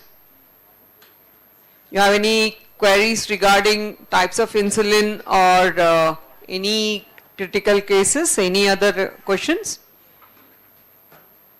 Or who is the right candidate for weight loss or diet? I mean, type 2 diabetic person with weight loss, you can think that it will help. Any candidate kind of questions? Okay. So do you face any challenge with type of insulin or the pens or injections, such kind of questions? Or you will not look into that at all? You need not, okay, but you need to see your diet plan will be effective only when you know what type and regimen the person is. That is very, very important. However, it has to be tuned with that person's nutritional requirement. These two has to go hand in hand. Okay. So now I would request Namrata and Mr. Bala to continue the felicitation of the speakers.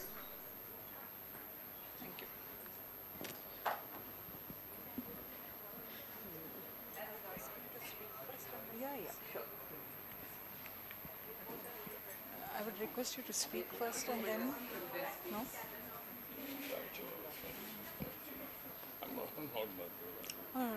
Raghuveer can speak if you have a problem, I mean throat issue. I'll speak, no problem. Okay. Somehow it's better now, and good to see some of you who have come back. I think this is our fourth such workshop, and I mean third in Hyderabad, one we did in Bangalore.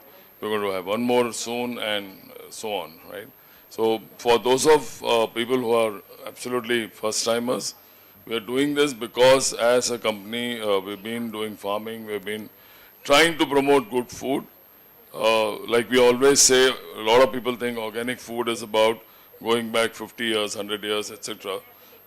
We say that it's all, it's a mix of doing the right things and science. Similarly in food, our objective or, you know, I've been in food business all my life, and I've had instances where let's say some of the best known names 20, 30 years back, people I've interacted and have left me really shaken with whatever they said about nutrition.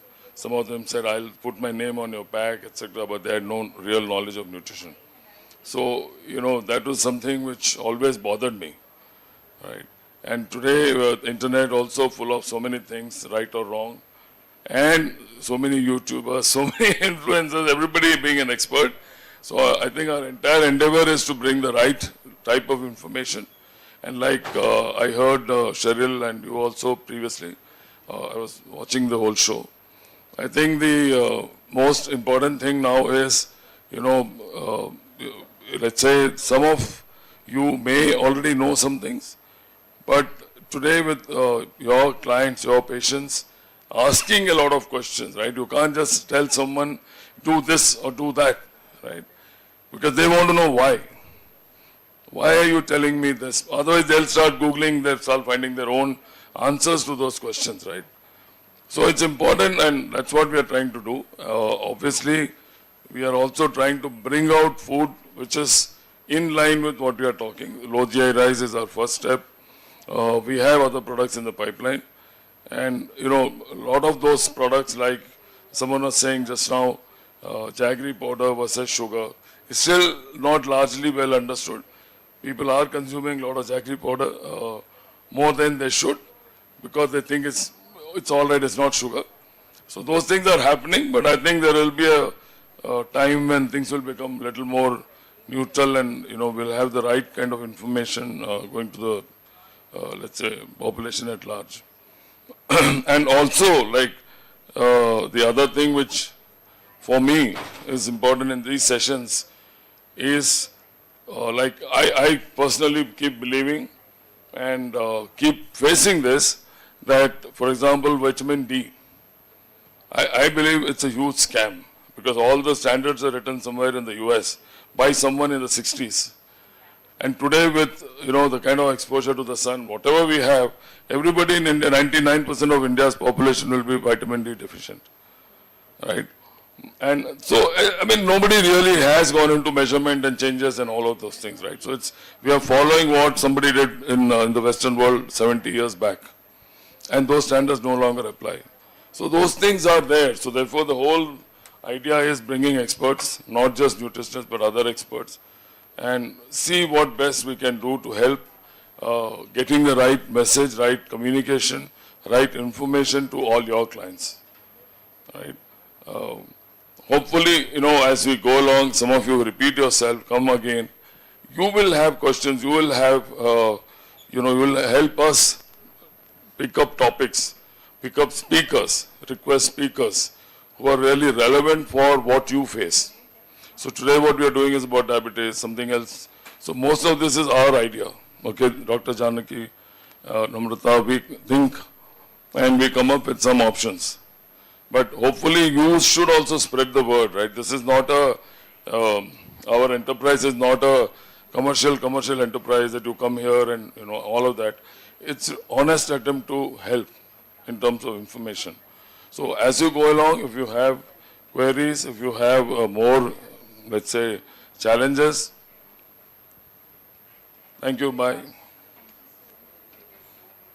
So it will be useful if, you people, meaning you all come up and say, okay, this is something we would like to know next time and so on, and we can see how best to manage that. Okay. And that's it, I think. Thank you again all for coming, and doctors for, I missed this time, last time I heard you in KIMS, I heard her. Yeah, so very, very impressive. And hopefully we will continue to bring more such sessions, right? And thanks, Namrata, for organizing short notice. All the best. Thanks. Sir, I would like you to also be here for a while to just felicitate our speakers of the day. Shrikant? Yeah, please. Yeah, I would like Dr. Leenatha Reddy to be here, please. Sorry. Also, I mean, I must say, I was this guy, Michael Mosley, who's a very famous BBC presenter, so-called fitness and longevity expert, and he suddenly died, right?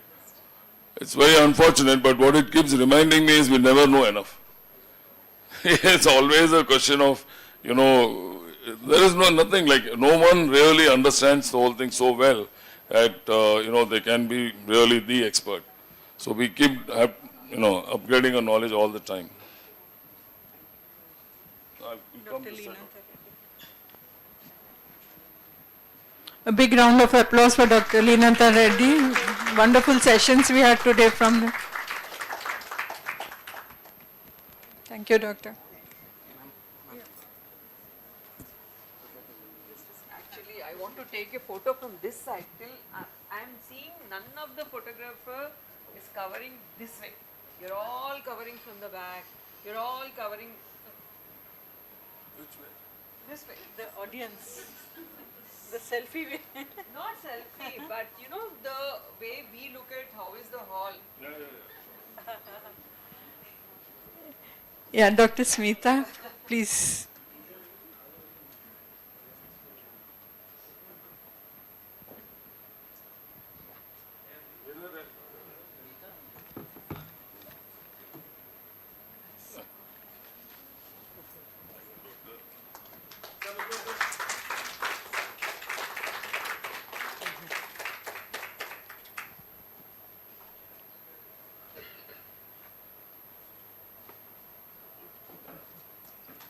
Thank you, Dr. Smita. Thank you, In fact, I asked you last time to Yes. record, share whatever she spoke. We never got that, right? Yes. So nice, last Your talk last was very presentation, good. he What wanted to happens to the see, go through I this. don't know where is the PPT, YouTube. I will share that. It's really very informative. Thank you. No, no, I have to thank you guys because it's very nice to hear Leenata, and I learnt a lot from her and Cheryl also today. So I was just saying that next time they do a type 1 course, even I would like to attend with the likes of you. So thank you. True, yeah, true. Yeah, but it should be hands-on, same thing, but it will be in a much more micro level. Correct. Correct. We need more time though. More time, complications, diet. Anyway, next time I should bring their clients, few of them. Yeah. That would be interesting, Yeah, actually. actually Isn't actually it? Cheryl did suggest when she the demo of fixing the thing or real time patient Yeah. who's using the CGMS. Okay. Yes, what do you say? Yes. Yeah. Yes, and maybe some can come, some can be on videos, whatever. Just Yeah, bring that's right. Yeah, case studies. Sadly, none of the hospital dietitians had handling CGMS clients. It's all the, I'll tell you later.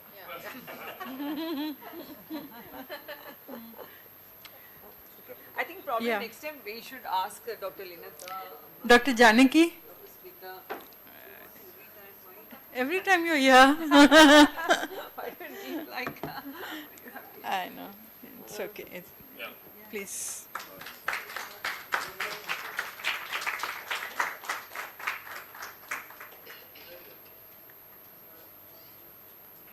Thank you.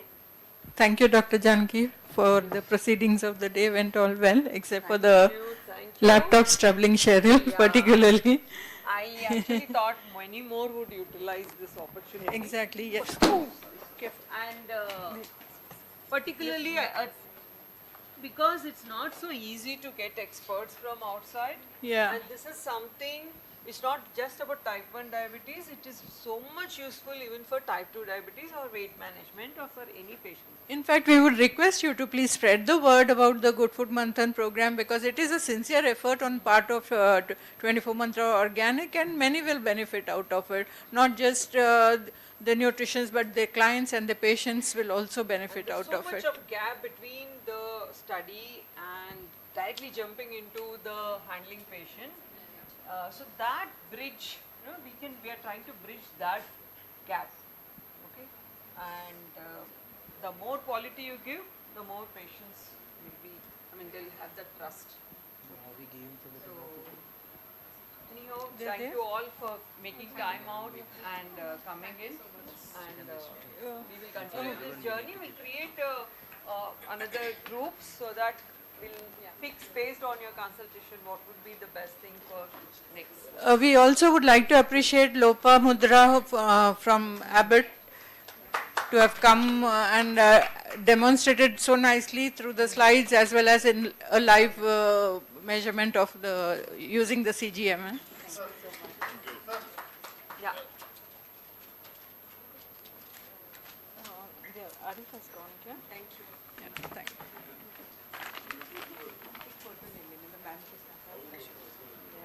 With you. Somebody's taking. Yeah. Thank you. Thank you. Ma'am, please come with you. We'll take one member each other. He is taking. Certificates are available. I think certificates are available. They'll give you the certificate. Just hold on for 2 minutes. Hello, hello. Taking? No, the batteries are down. Thank you. Thank you. Thank you so much. Yeah, I will connect with you again. I need everyone to collect your certificates over here, please. But we could collaborate in some way where we can Kata collaborate Monica. with the nutritionists who will measure the CGMs. We can try it with our low GI rice in the. Yes. So can you help us in those ways? Where is your office? You tell me. We are at Madhapur. You can come down and meet us. It is very so nice. Issues. Tell Raghuveer also. Yes, so that- I didn't even call anybody.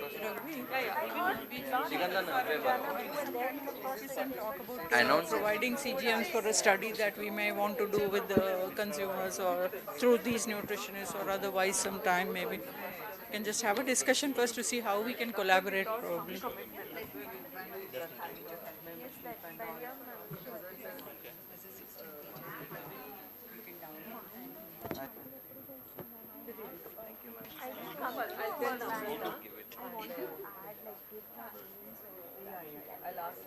There's one more group, ma'am, besides this.